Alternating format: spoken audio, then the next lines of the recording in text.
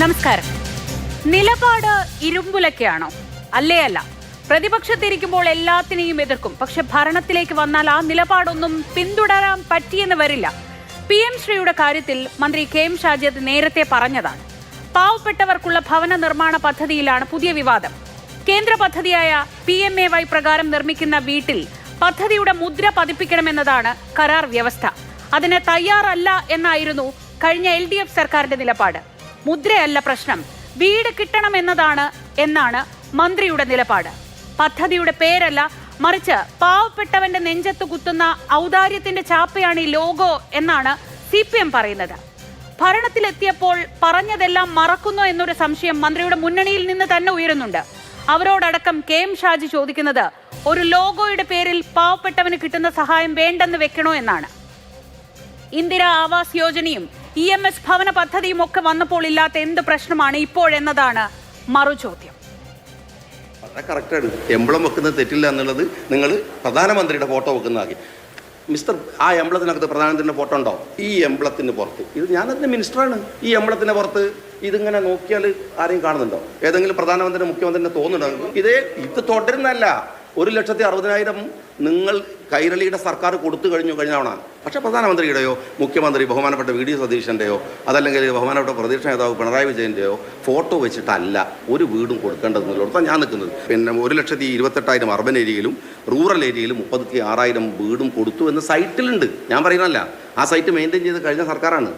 ആ വീടുകളിൽ നിങ്ങൾ പോയി നോക്കിയിട്ട് എവിടെയെങ്കിലും പ്രധാനമന്ത്രിയുടെ ഫോട്ടോ കാണിച്ചു നിങ്ങൾ ഈ ലോഗോ.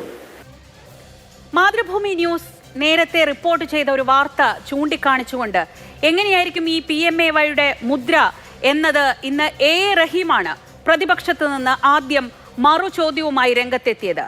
ഇന്ന് അദ്ദേഹത്തിന്റെ വകയായിരുന്നു ഇതിനുള്ള ശക്തമായ മറുപടി. നമുക്ക് ഇന്ന് റഹീം നടത്തിയ വാർത്താ സമ്മേളനത്തിൽ നിന്നുള്ള ഒരു ഭാഗം കാണാം. മോദിയുടെ പടമുണ്ടോ ഇല്ലയോ എന്നുള്ളത് മാത്രമല്ല പ്രശ്നം. മോദി കൊടുത്തുവിട്ടിരിക്കുന്ന ചാപ്പയിൽ മനുഷ്യന്റെ ആത്മാഭിമാനം കളങ്കപ്പെടും എന്നുള്ളതാണ് പ്രധാന പ്രശ്നം. അത് കാണാതെ പോലും ഞങ്ങൾ എതിർത്തത് അതിൻ്റെ ഗ്രൗണ്ടിലാണ്. ഭരണഘടനയുടെ 21-ാം അനുച്ഛേദത്തിന്റെ ലംഘനമല്ലേ? എന്താ ലീഗിന്റെ അഭിപ്രായം? എന്താ കോൺഗ്രസിന്റെ അഭിപ്രായം? സൗജന്യം കിട്ടിയ വീട്ടിൽ കിടക്കുന്നവനാണ് എന്ന ബോധം ഒരു മനുഷ്യനിൽ ഉണ്ടാകാൻ പാടില്ല, മലയാളിക്ക് ഉണ്ടാകാൻ പാടില്ല. അത് മനുഷ്യന്റെ ആത്മാഭിമാനത്തെ മുറിപ്പെടുത്തും. നിങ്ങളുടെ കൂട്ടത്തിലൊരു മാധ്യമപ്രവർത്തകൻ അനൂപ് ദാസ്, അദ്ദേഹത്തിന്റെ യാത്ര, ഉത്തരേന്ത്യൻ യാത്രയിൽ ഡയറിയിൽ അദ്ദേഹം നടത്തിയ ഒരു സ്റ്റോറി നിങ്ങളുടെ ഒരു ചാനൽ പ്രക്ഷേപണം ചെയ്തതാണ്. ഷാജിയുടെ സ്വപ്നത്തിലെ മോദിയുടെ ചാപ്പയാണിത്. കണ്ടോ? ഷാജിയുടെ സ്വപ്നത്തിലെ വീടാണ്. കണ്ടോ? ചാപ്പ ഇതുപോലെ സ്ഥിരം ബോർഡ് വെക്കാനാ. എന്നിട്ട് ഒരു ഉളുപ്പുമില്ലാതെ ഇന്ന് രാവിലെ ശ്രീ ഷാജി പറയാണ്, ഞാൻ മോദിയുടെ പടം വെക്കാൻ പറഞ്ഞില്ലല്ലോ എന്നാണ്. ഇങ്ങനെ അടിച്ചു വെക്കാനാ, ഇങ്ങനെ പെർമനന്റ് ആയ ബോർഡ് വെക്കാനാ ഷാജി പറഞ്ഞത് മോദി? PMAY അർബൻ 2ാം ഘട്ടം എത്തിയപ്പോൾ കേരളത്തിലെ ഗവൺമെന്റ് എന്താ പറഞ്ഞത്? ഇങ്ങനെ സ്ഥിരം ബോർഡ് വെച്ച് ചാപ്പയടിക്കാൻ മലയാളിയുടെ വീട് കിട്ടില്ല. ഇതാണ് തർക്കം. പാർപ്പിടം എന്ന പൗരന്റെ അടിസ്ഥാന അവകാശം നടപ്പാക്കി കൊടുക്കുമ്പോൾ അത് വിളിച്ചു പറയണോ? അത് വെറും മുദ്രയായാലും സലീം കുമാർ കഥാപാത്രം പറയുന്നത് പോലെ ആ മുദ്ര ശ്രദ്ധിക്കേണ്ടതല്ലേ? സൂപ്പർ പ്രൈം ടൈം ചർച്ച ചെയ്യുന്നു. വിഷയത്തിൽ നമുക്കൊപ്പം മുതിർന്ന മുസ്ലിം ലീഗ് നേതാവ് ശ്രീ KN ഖാദർ, CPM-ൽ നിന്ന് ശ്രീ A റഹീം MP, ഒപ്പം BJP-യിൽ നിന്ന് P ശ്യാംരാജ് എന്നിവർ ചർച്ചയിൽ ചേർന്നു. ആദ്യം ശ്രീ KN ഖാദർ, ഇന്ന് ഈ വിഷയത്തിൽ ശ്രീ A റഹീം നടത്തിയ പ്രതികരണം അങ്ങ് കണ്ടു, ആ വിഷ്വൽസ് അങ്ങ് കണ്ടു. അത് മന്ത്രി ഉയർത്തി കാണിച്ചതുപോലെ iPad-ലുള്ള ചെറിയൊരു മുദ്ര മാത്രമല്ല, അത് ഒരു അഭിമാനത്തിന്റെ നെഞ്ചത്ത് കുത്തുന്ന ചാപ്പ പോലെ അതിങ്ങനെ വീടിന് മുന്നിൽ വലിയതായി പ്രദർശിപ്പിക്കുമെന്നതാണ് ശ്രീ A റഹീം ഉന്നയിച്ച വാദം. അത് ശരിയല്ലേ? അങ്ങനെ ഒരു മുദ്ര, അത് നമ്മുടെ ജനങ്ങൾക്ക് സർക്കാർ നൽകുന്ന ഏറ്റവും പ്രധാനപ്പെട്ട അവരുടെ അവകാശമായ പാർപ്പിടം എന്നത് ഒരു അവകാശം എന്നതിനപ്പുറത്തേക്ക് ഒരു ഔദാര്യം എന്ന പ്രതീതി ജനിപ്പിക്കും എന്ന പ്രതിപക്ഷത്തിന്റെ വാദം ശരിയല്ലേ?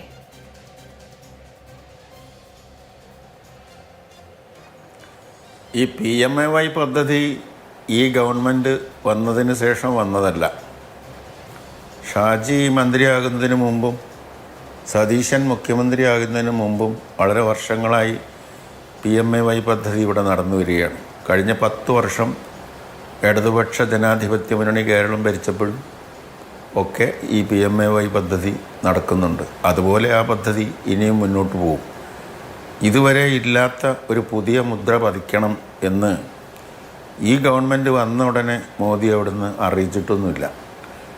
അപ്പോൾ അതൊരു ഏതുപോലെയാണോ കേരളത്തിൽ നടന്നു വന്നത് അതുപോലെ ഈ PMAY പദ്ധതി പ്രകാരമുള്ള വീട് ഭവന നിർമ്മാണ പരിപാടികൾ ഈ ഗവൺമെൻറ് മുന്നോട്ട് കൊണ്ടുപോകും. പുതുതായി എന്തോ സംഭവിച്ചതുപോലെയാണ് എൻ്റെ സ്നേഹിതൻ റഹീം ഇപ്പോൾ ഈ പത്രസമ്മേളനം നടത്തുമ്പോൾ ആദ്യമായി ഈ ഗവൺമെൻറ് വന്നപ്പോൾ കുറേ ഫോട്ടോയും മുദ്രകളും ലോഗോയും ഒക്കെ പുതുതായി ഇറങ്ങിയെന്ന് തോന്നുന്നു.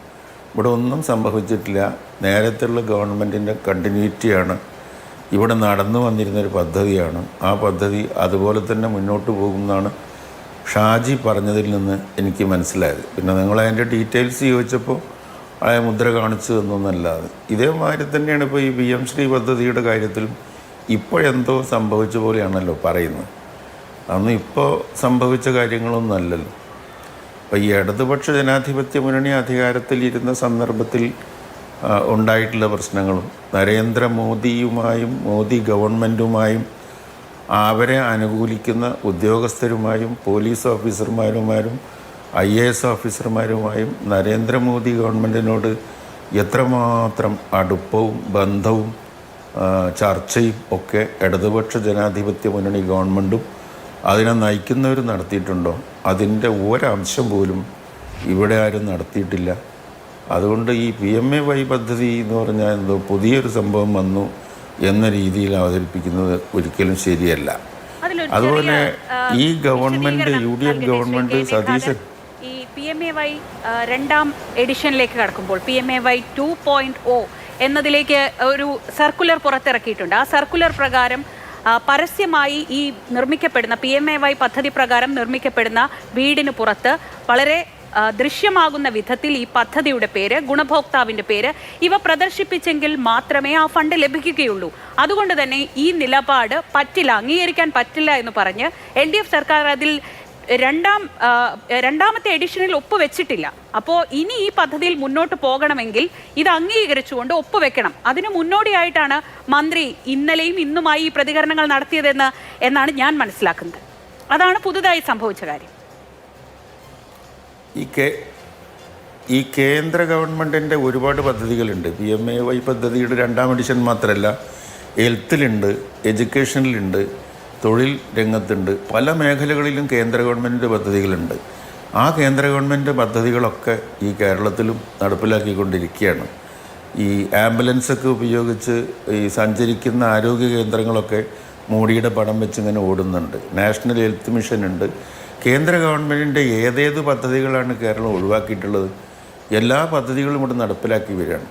അതിനകത്ത് പിന്നെ രഹസ്യമായിട്ടൊന്നും ഞങ്ങളെ ഗവൺമെൻറ് ചെയ്തിട്ടില്ല, ചെയ്യാൻ ഉദ്ദേശമില്ല. ഇതെല്ലാം വലിയ ചർച്ചകളായി, രാഷ്ട്രീയ ചർച്ചകളായി, അക്കാദമിക ചർച്ചകളായി ധാരാളമായി ജനങ്ങൾക്കും പ്രമുഖരായിട്ടുള്ള വ്യക്തിത്വങ്ങൾക്കും ഇതിലൊക്കെ പങ്കെടുക്കാനുള്ള അവസരങ്ങൾ നൽകിയതിന് ശേഷം മാത്രമേ ഗവൺമെൻറ് ഇതൊക്കെ നടപ്പിലാക്കുള്ളൂ. ഗവൺമെൻറ് പറഞ്ഞാൽ ഒരു മിനിസ്റ്റർ പറയുന്നതല്ല, ഷാജി എന്നല്ല, ഒരു മിനിസ്റ്ററല്ല, ഈ ഗവൺമെൻറ് പൊതുവായിട്ട് കൂടി ആലോചിച്ച് തീരുമാനിക്കുന്ന പ്രകാരമാണ് ഈ കാര്യങ്ങളൊക്കെ മുന്നോട്ട് പോവുക.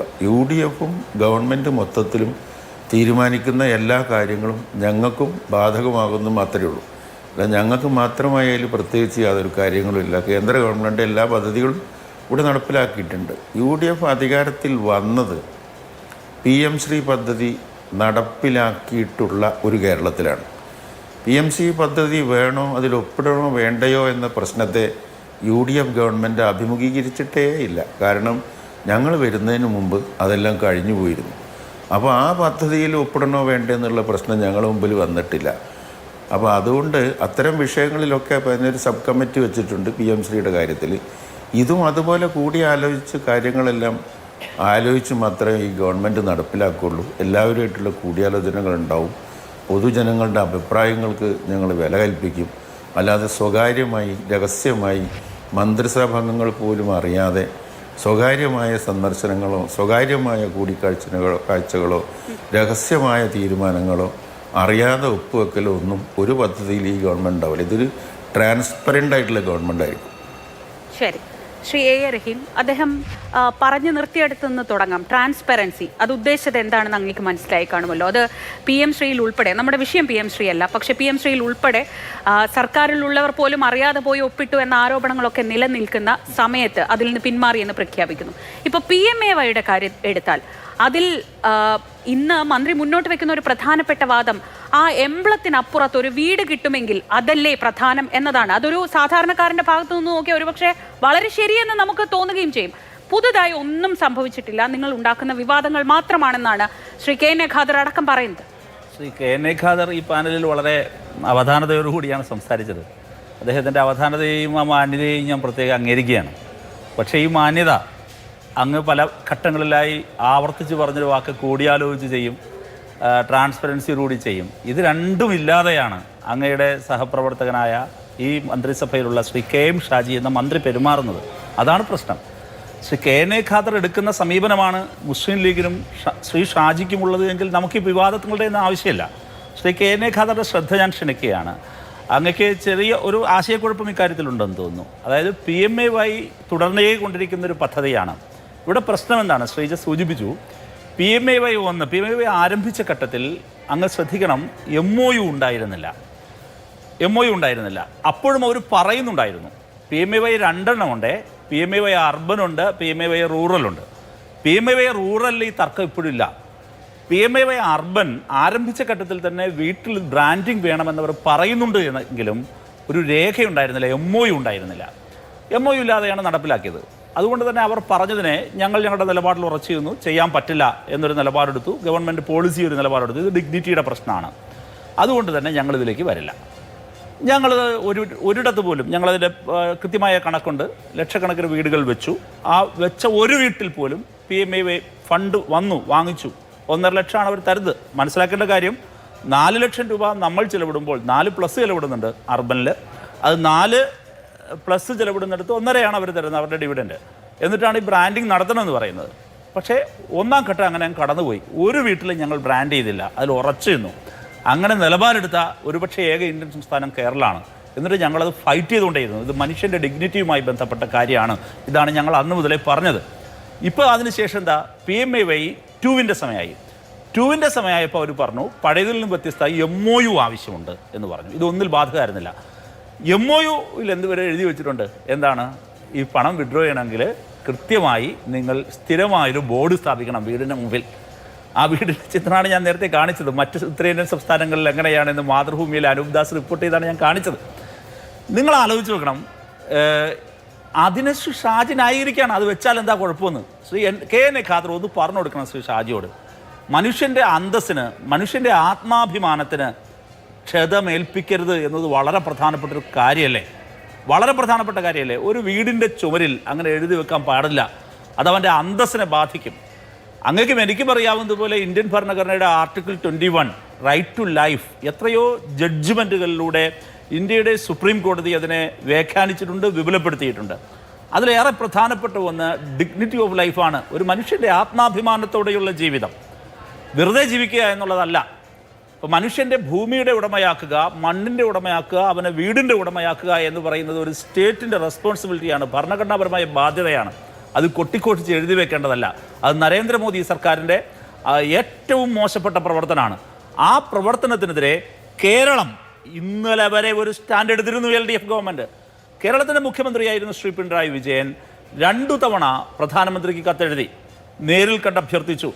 ഞങ്ങൾ MP-മാർ പല ഘട്ടങ്ങളിൽ ആവശ്യപ്പെട്ടു. മന്ത്രി ശ്രീ MP രാജേഷ് പലതവണ നേരിട്ട് വകുപ്പ് മന്ത്രിയെ കണ്ട് ഇക്കാര്യം സംസാരിച്ചു, ഹൗസിംഗ് ആൻഡ് അർബൻ അഫയേഴ്സ് മിനിസ്റ്ററെ. പാർലമെൻറ്റിനുള്ളിൽ ഞങ്ങൾ തുടർച്ചയായി ഈ കാര്യങ്ങൾ ഉന്നയിച്ചു. കേരളത്തിൽ MP-മാരുടെ യോഗം മുഖ്യമന്ത്രി വിളിച്ചു ചേർക്കും എല്ലാ സമ്മേളനങ്ങൾക്ക്, പാർലമെൻറ്റ് സമ്മേളനങ്ങൾക്ക് മുമ്പ്.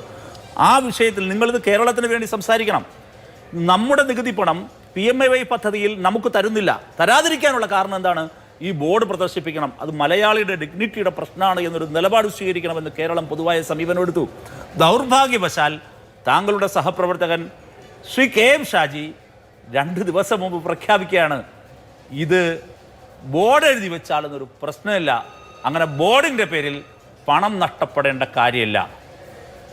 ഇതിൽ ലീഗിൻ്റെ അഭിപ്രായം എന്താണ്? ഇതിൽ ലീഗിൻ്റെ അഭിപ്രായം എന്താണ്? കോൺഗ്രസിൻ്റെ അഭിപ്രായം എന്താണ്? അങ്ങ് നേരത്തെ പറഞ്ഞതുപോലെ കൂടിയാലോചിച്ച് മാത്രമേ ചെയ്യുള്ളൂ എന്ന് പറഞ്ഞു. ശ്രീ ഷാജി ഈ നിലപാട് പ്രഖ്യാപിച്ചത് ലീഗിൻ്റെ ഏത് ഫോറത്തിലെങ്കിലും ആലോചിച്ചിട്ടാണോ? ആരോടെങ്കിലും ഓവർ ഫോണെങ്കിലും ഒന്ന് ആലോചിച്ചിട്ടാണോ? എങ്കിൽ അങ്ങ് വ്യക്തമാക്കണം, ഞങ്ങൾ കൂടിയാലോചിച്ചതാണ്, ലീഗിന് ഇത്തരത്തിൽ എത്തിച്ചേർന്നൊരു നിലപാടാണ്, അങ്ങനെ നിലപാടെടുക്കാൻ ലീഗിന് ഇന്ന കാരണമുണ്ട് എന്നങ്ങ് പറയണം. ഇത് മനുഷ്യൻ്റെ ഡിഗ്നിറ്റിയെ ബാധിക്കുന്ന നയപരമായൊരു പ്രശ്നം. ആ പ്രശ്നത്തിൽ ഒറ്റയ്ക്ക് അദ്ദേഹം ഒരു അഭിപ്രായം പറഞ്ഞു. അത് വിവാദത്തിലേക്ക് ക്ഷണിച്ചു വരുത്തി. ആ വിവാദം ക്ഷണിച്ചു വരുത്തിയപ്പോൾ അതിനെക്കുറിച്ചുള്ള പ്രതികരണങ്ങളുണ്ടായി. ഇപ്പോൾ അദ്ദേഹം പറയുകയാണ്, ഞാൻ മോദിയുടെ പടം വെക്കാൻ പറഞ്ഞില്ല. മോദി ഗോൾ പോസ്റ്റ് ഒന്നും ശ്രീ ഷാജി മാറ്റിവെച്ചേക്കരുത്. മോദിയുടെ പടം വെക്കുന്നോ ഇല്ലയോ എന്നുള്ളതല്ല പ്രശ്നം, മറിച്ച് ചാപ്പകുത്തലാണ്. ഒരു മനുഷ്യൻ്റെ ആത്മാഭിമാനത്തിൽ അവൻ്റെ വീടിന് മുമ്പിൽ ചാപ്പകുത്തി വെക്കുകയാണ്. ഞാനും നിങ്ങളും ലോൺ എടുത്ത് വീട് വെക്കാറുണ്ട്.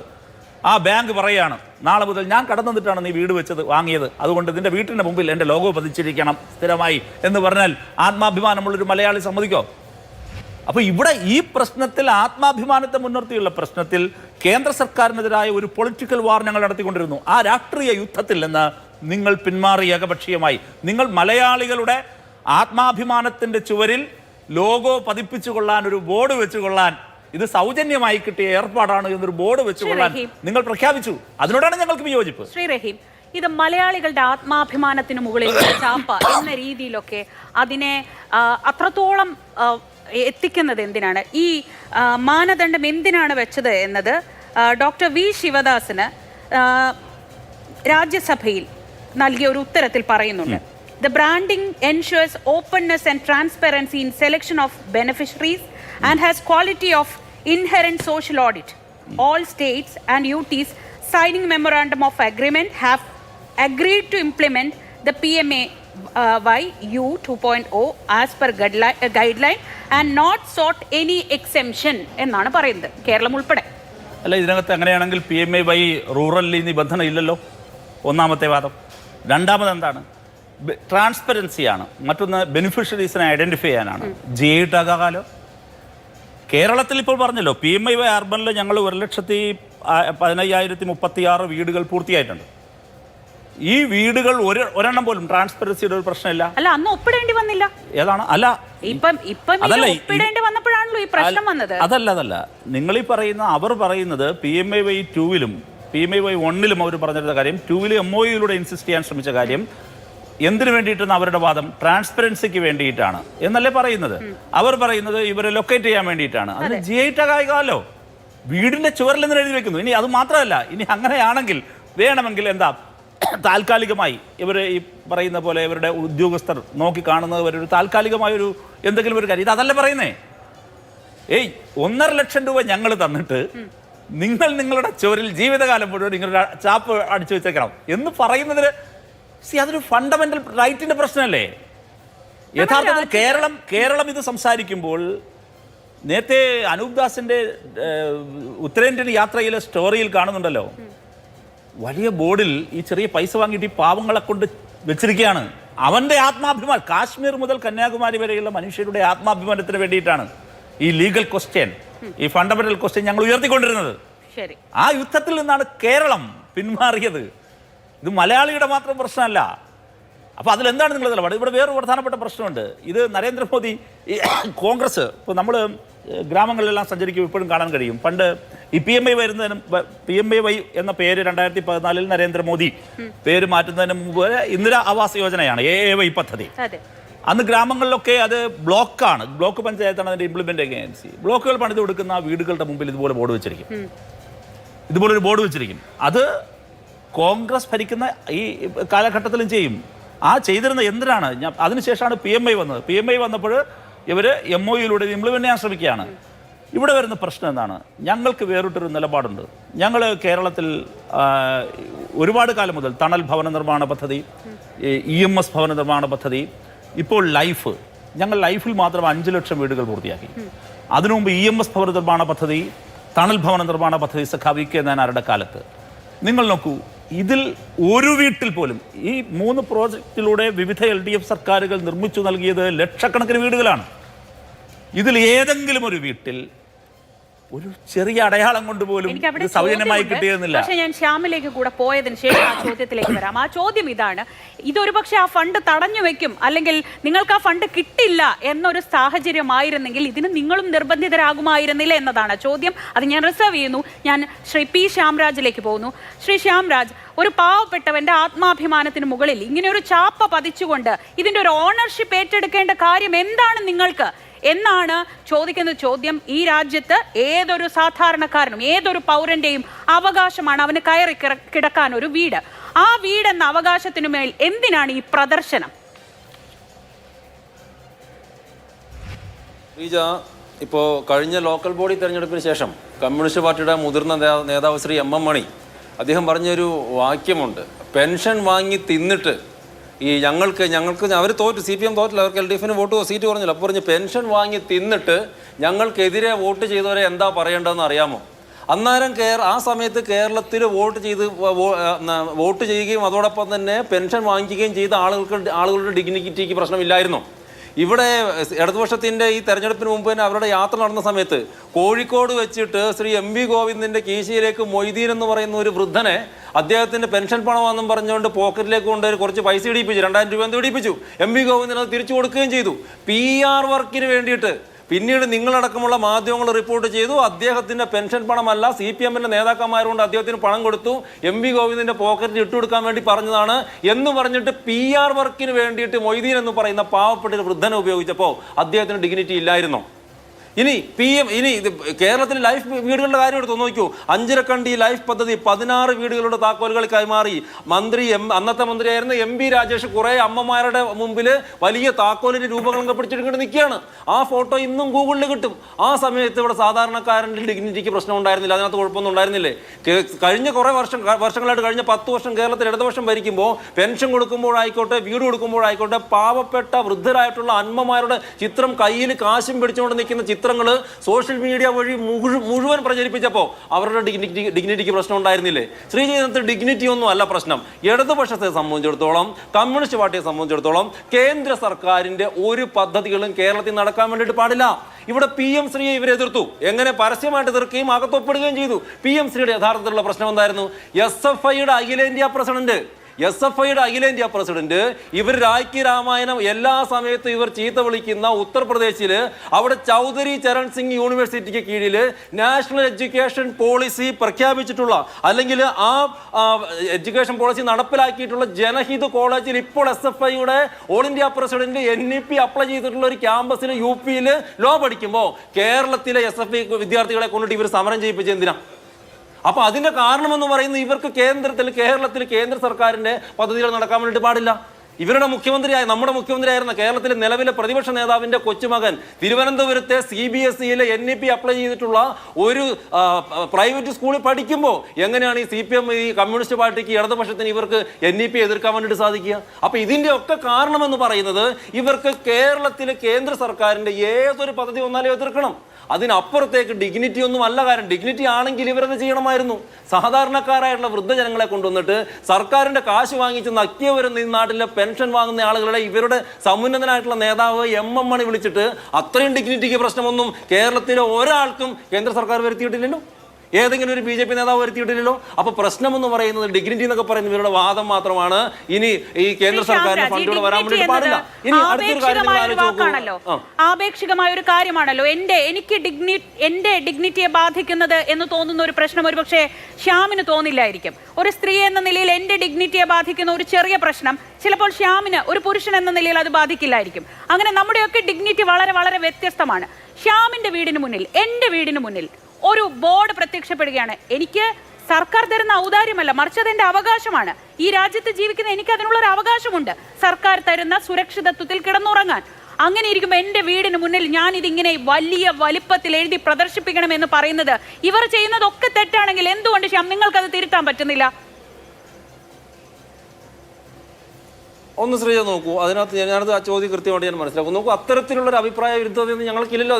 അതിനകത്ത് ചർച്ചയാകാമല്ലോ. ഇനി ഇതിനകത്ത് ഈ അനൂപ് ദാസിന്റെ കാര്യം പറഞ്ഞാൽ എനിക്ക് വേറെ തന്നെ ഒരു ചർച്ചയിൽ ഇവിടെ ഇരിക്കേണ്ടി വരും. കാരണം കഴിഞ്ഞ ഈ അസംബ്ലി തെരഞ്ഞെടുപ്പ് 4-5 സംസ്ഥാനങ്ങളിലെ അസംബ്ലി തെരഞ്ഞെടുപ്പുകളിലൊക്കെ നടന്ന സമയത്ത് ആ സംസ്ഥാനങ്ങളിലെ പൊട്ടിപ്പൊളിഞ്ഞ വീടുകൾ എന്തൊക്കെയോ ആ സംസ്ഥാനങ്ങളിൽ എന്തെങ്കിലും നെഗറ്റീവ് കണ്ടുപിടിക്കാൻ വേണ്ടിയിട്ട് എന്തൊക്കെ പറ്റുമോ അതിൽ റിസർച്ച് ചെയ്തിട്ട് കേരളത്തിൽ വന്നിട്ട് ന്യൂസ് കൊടുത്ത ആളാണ് ഇദ്ദേഹം. അങ്ങനെയൊന്നും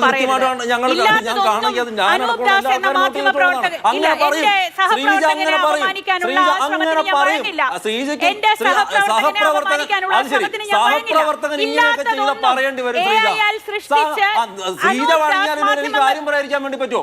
ശ്രീജ വെറുതെ ബഹളം വെച്ചിട്ട് കാര്യമൊന്നുമല്ല. ശ്രീജ ബഹളം വെച്ചിട്ട് കാര്യമൊന്നുമില്ല. ബഹളം വെച്ചിട്ട് കാര്യമൊന്നുമില്ല. നടന്ന കാര്യം ഞാൻ കാണിച്ചു നമുക്ക് അതിനകത്ത് ഡിബേറ്റ് വെക്കാന്നേ. ഒരു ഡിബേറ്റ് ഉള്ളതാണ് ഞാൻ കേരളത്തിൽ ഞാൻ കാണിച്ചു തരാം. ഒറ്റ കാര്യം പറയട്ടെ. ശ്രീജ വെറുതെ ബഹളം വെക്കല്ലേ, വെറുതെ ബഹളം വെക്കല്ലേ. നിങ്ങളെ വരും. ഞാൻ പറയുന്നത് ഞാൻ പറയട്ടെ ഞാൻ പറയട്ടെ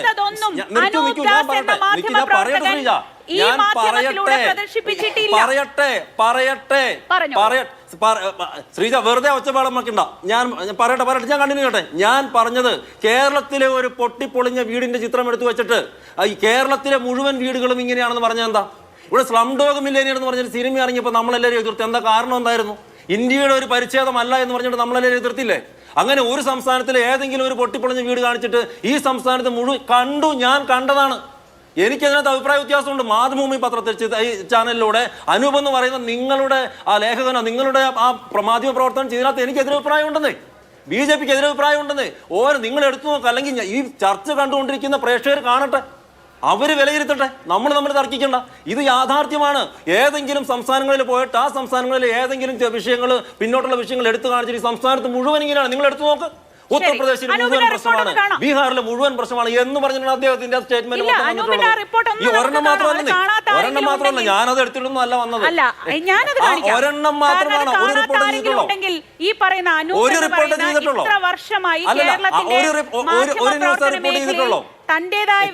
ഒരു ന്യൂസ് റിപ്പോർട്ട് ചെയ്തിട്ടുള്ളൂ. തന്റേതായ ഓതന്റിക്കായി ജെനുവിനായി മാധ്യമപ്രവർത്തനം നടത്തിക്കൊണ്ടിരിക്കുന്ന ഒരാളാണ് അനൂപ്. അംഗീകരിക്കാൻ പറ്റില്ല ശ്രീജ, പറ്റില്ല. അവർ ഒറ്റ ന്യൂസ് അല്ലെന്നേ ഞാൻ എടുത്തിരുന്ന. നിങ്ങൾക്ക് കാണിക്കാൻ വേണ്ടി പറ്റുമോ നാളെ? ഈ വാർത്തയ്ക്ക് ഇന്നിപ്പോ നമ്മുടെ വിഷയം അതല്ലാത്തത് കൊണ്ട് ഞാൻ ആ വീഡിയോസുമായിട്ടല്ല വന്നിട്ടുള്ളത്. നമ്മുടെ വിഷയം അതല്ലാത്തത് കൊണ്ട് ഞാൻ ആ വീഡിയോസ് ഞാൻ ചോദിക്കുന്നു, ഞാൻ ഇട്ടുതരാന്നേ, ഞാൻ കാണിച്ചു തരാന്നേ. നിങ്ങൾ ഇത്തിരി സമയം എന്താ, ഞാൻ ഇട്ട് തരാം. നിങ്ങളിപ്പോ ഏതെങ്കിലും ഒരു വീഡിയോ എടുത്തുണ്ടെന്നുണ്ട് ഇതാണ് മുഖ്യമന്ത്രി കാണിച്ചെന്ന് പറയണ്ട. ആ സമയത്ത് കഴിഞ്ഞ 5 നിയമസഭാ തെരഞ്ഞെടുപ്പുകളിലേക്കുള്ള റിസൾട്ട് വന്നപ്പോ സോഷ്യൽ മീഡിയ, ഞാൻ അത് മാത്രമല്ല പറഞ്ഞത്, അത് ഞാൻ കണ്ടെന്നേ. ശ്രീജ വെറുതെ വിഷയം മാറ്റരുത്, വെറുതെ പ്രേക്ഷകരെ തെറ്റിദ്ധരിപ്പിക്കരുത്. ഞാൻ ഈ ഒരു കാര്യത്തിന്റെ കാര്യമല്ല പറഞ്ഞത്.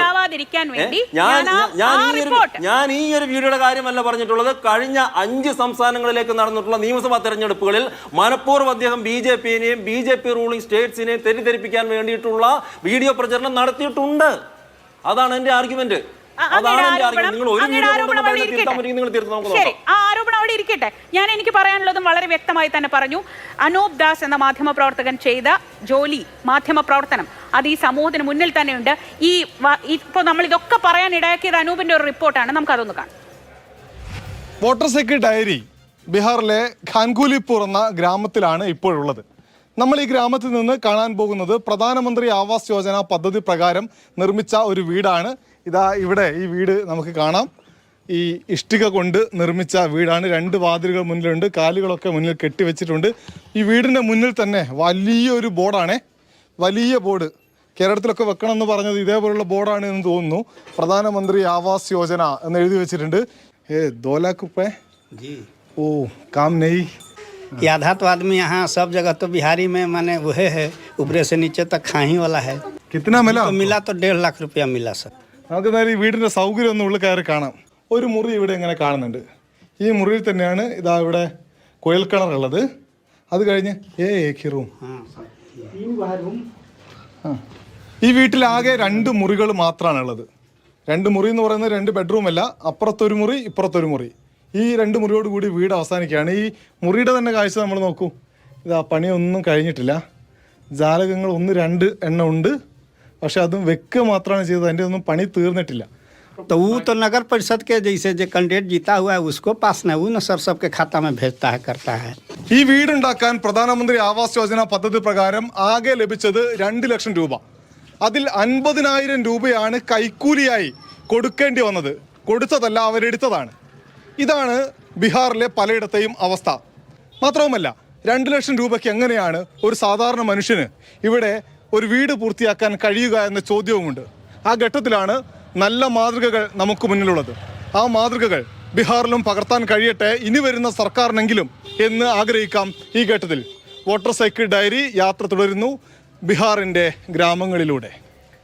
മനുഷ്യപക്ഷത്ത് നിന്ന് 2 ലക്ഷം കൊണ്ട് അവിടെ ഒന്നും ചെയ്യാൻ കഴിയില്ല, അതിൽ നിന്ന് 50,000 പോയി എന്ന് പറയുന്ന ഒരു സാധാരണക്കാരന്റെ ഭാഷയിൽ, സാധാരണക്കാരന് മനസ്സിലാവുന്ന ഭാഷയിൽ എന്താണ് അവിടെ കണ്ടതെന്ന് പറയുക മാത്രമാണ് ശ്യാംരാജ് അനൂപ് ദാസ് ചെയ്തിട്ടുള്ളത്. അത് നിങ്ങളെ അപമാനിച്ചു എന്ന് നിങ്ങൾക്ക് തോന്നുന്നത് എന്തുകൊണ്ടാണെന്ന് എനിക്കറിയില്ല. നമുക്കൊരു ബ്രേക്കിലേക്ക് പോവാട്ടോ. ഒറ്റയ്ക്കൊരു മിനിറ്റ് നോക്കൂ. അതിൽ പറയുന്ന ബീഹാർ എനിക്ക് ഒറ്റയ്ക്കൊരു മിനിറ്റ് മതി. ആ വീഡിയോ കൊണ്ട് എന്താ തോന്നുക? ബീഹാറിൽ പ്രധാനമന്ത്രി ആവാസ് യോജനയുടെ കീഴിൽ അങ്ങനെ വീട്, ആ ഒറ്റ വീട് മാത്രമേ നിർമ്മിച്ചിട്ടുള്ളൂ. നിങ്ങൾ വെറുതെ ഗൂഗിൾ ചെയ്യൂ, പ്രേക്ഷകർ തീരുമാനിക്കണം. ഇത് ഈ ചർച്ച കണ്ടുകൊണ്ടിരിക്കുന്ന പ്രേക്ഷകരൊന്ന് ഗൂഗിൾ ചെയ്യൂ. ബീഹാറിലും ഉത്തർപ്രദേശിലും പ്രധാനമന്ത്രി ആവാസ് യോജനയ്ക്ക് കീഴിൽ വന്നിട്ടുള്ള വീഡിയോകൾ ഞാൻ കാണിച്ചു തരാം. 100 എണ്ണം. എത്ര മനോഹരമായിട്ട് വലിയ ബിൽഡിംഗ് ഹൗസായിട്ട് നിർമ്മിച്ചിട്ടുള്ള എത്ര വീടുകളുണ്ട്. ഇവിടെ അദ്ദേഹം സമർത്ഥിക്കാൻ ശ്രമിച്ചത് എന്താ? ബീഹാറിന് പാഠമാകട്ടെ, ഉദാഹരണമാകട്ടെ എന്ന് പറഞ്ഞാൽ ബീഹാറിലെ മുഴുവൻ വീടുകൾ ഇങ്ങനെയാണെന്നാണ് അദ്ദേഹം പറയുന്നത്. അവിടെയാണെന്ന് ഞങ്ങൾക്ക് രാഷ്ട്രീയപരമായുള്ള വ്യത്യാസമുള്ള. ഞാൻ വെല്ലുവിളിക്കുന്നു. ഈ അനൂപ് പോയേക്കാളും കൂടുതൽ ബീഹാറിൽ ഞാൻ പോയിട്ടുണ്ട്. ഈ പറഞ്ഞിട്ടുള്ള ഒറ്റ ഒരു വീട് മാത്രമല്ല, ഇതിനേക്കാൾ മനോഹരമായിട്ടുള്ള പൂർത്തിയായിട്ടുള്ള 100 വീട് ഞാൻ കാണിച്ചു തരാം. ഇനി നാളെയോ മറ്റന്നാളോ വേണമെങ്കിൽ, അല്ലെങ്കിൽ ഈ ചർച്ച ചെയ്യുമ്പോൾ ശ്രീജിക്ക് ഞാൻ അയച്ചു തരാം. ഇങ്ങനെ പറയാൻ വേണ്ടിയിട്ട് പാടില്ല. ഇതാണ് ഞാൻ പറഞ്ഞത്. ഒരു മാധ്യമ പ്രവർത്തകൻ ഏതെങ്കിലും ഒരു മോശപ്പെട്ട സംവിധാനം മാത്രം കാണിച്ചിട്ട് ഇതാണ് ആ സംസ്ഥാനത്ത് മുഴുവനുള്ളത് എന്ന് പറയാൻ വേണ്ടിയിട്ട് പാടില്ല. അവിടെയാണ് ഞങ്ങൾക്ക് വിയോജിപ്പുള്ളത്. മനസ്സിലായില്ലേ? ഇപ്പൊ അവർ ഒറ്റ വീഡിയോയിൽ നിന്ന് കാര്യം ക്ലിയറായി. അദ്ദേഹത്തിന്റെ മുഴുവൻ വീഡിയോ ഇങ്ങനെയാന്ന്. ബീഹാർ പാഠം പഠിക്കട്ടെ. എന്ത് പഠിക്കാൻ വേണ്ടിയിട്ട്? ആ ഒറ്റ വീട് മാത്രമേ ഉള്ളൂ. അല്ലല്ലോ, ഗൂഗിൾ ചെയ്തപ്പോൾ. പക്ഷേ കേരളം അതിദരിദ്ര ഞങ്ങളൊക്കെ കേരളത്തിന്റെ വിവിധ ഭാഗങ്ങളിൽ പോയി കയറി കിടക്കാൻ ഇടമില്ലാത്ത പാറപ്പുറത്ത് കിടന്നു ഇറങ്ങുന്ന മനുഷ്യന്മാരുടെ ചിത്രങ്ങൾ കൊണ്ടുവന്നു. കയറി കിടക്കാൻ ഇടമുള്ള എത്രയോ ആളുകൾ ഉണ്ടായിരുന്നു. അതിദരിദ്ര പദവി ഞങ്ങൾ ആരും ആ വാർത്ത കൊടുത്തില്ലേ ശ്യാം? ഞങ്ങളൊക്കെ ആ വാർത്ത കൊടുത്തു. കേരളം മുഴുവൻ ഇങ്ങനെയാന്ന് പറഞ്ഞോ? അങ്ങനെയുണ്ട് എന്ന് പറയുന്നത് ശ്യാം. ശ്രീജ, ഞാൻ ഈ അസംബ്ലി ഇലക്ഷനിൽ ഞാൻ മത്സരിച്ചത് മാനന്തവാടിയിലാണ്. ഈ ഇലക്ഷനിൽ ഞാൻ മത്സരിച്ചത് മാനന്തവാടിയിലാണ്. അവിടുത്തെ ചില വീടുകൾ എന്ന് തന്നെയാണ് ഞാൻ പറഞ്ഞത്. അത് വയനാടിന്റെ പരിച്ഛേദമാണെന്നോ കേരളത്തിന്റെ പരിച്ഛേദമാണെന്നോ ഞാൻ പറഞ്ഞിട്ടില്ല. ഞാൻ മാനന്തവാടിയിൽ മത്സരിക്കുമ്പോൾ അവിടെ പാവപ്പെട്ട വീടുകളിൽ വീടെന്ന് പറയുന്ന രൂപങ്ങൾ കയറി ചെന്നപ്പോ അത് അപ്പോൾ അനൂപ് പറഞ്ഞു. അനൂപ് പറഞ്ഞു അത് ബീഹാറിന്റെ പരിച്ഛേദമാണെന്ന് അനൂപ് പറഞ്ഞു. ആ വീഡിയോയിൽ അങ്ങനെയാണ് പറഞ്ഞിട്ടുള്ളത്. ബീഹാർ പഠിക്കട്ടെ എന്ന് പറഞ്ഞാൽ എന്താ? ബീഹാർ പഠിക്കട്ടെ എന്ന് പറഞ്ഞ അർത്ഥം എന്താ? അവിടെ അങ്ങനെയെങ്കിൽ മറ്റു ഉദാഹരണങ്ങൾ ഇല്ലെന്നല്ലേ? എടുക്കട്ടെ, അവിടെ വേറെ മാതൃകകൾ ഇല്ലെന്നല്ല അതിന്റെ അർത്ഥം. അവിടെ മറ്റു മാതൃകകൾ ഇല്ല എന്നല്ല അതിന്റെ അർത്ഥം. എന്തായാലും 1.5 വർഷത്തിന് മുൻപ് ചെയ്ത ഒരു റിപ്പോർട്ടിനെ ചൊല്ലി സംസാരിച്ചിട്ട് കാര്യമില്ല. എനിക്ക് തിരിച്ചു ചോദിക്കാനുള്ളതാണ്. ഇങ്ങനെ എന്തിനാണ് അതിനെപ്പറ്റി പറഞ്ഞിട്ട് കാര്യമില്ല ശ്യാം. എന്തിനാണ് ശ്രീജ ഇങ്ങനെ വെളുപ്പിക്കുന്നത്? അതെന്താ അറിയോ? ഈ സർക്കാർ അധികാരത്തിൽ വന്നാൽ ഗാന്ധിജിയെ തള്ളിപ്പറയുന്ന, നെഹ്റുവിനെ താഴെ ഇറക്കുന്ന ആ പാഠപുസ്തകങ്ങളിലേക്ക് നെഹ്റു കയറി വരും, ഗാന്ധിജി കയറി വരും.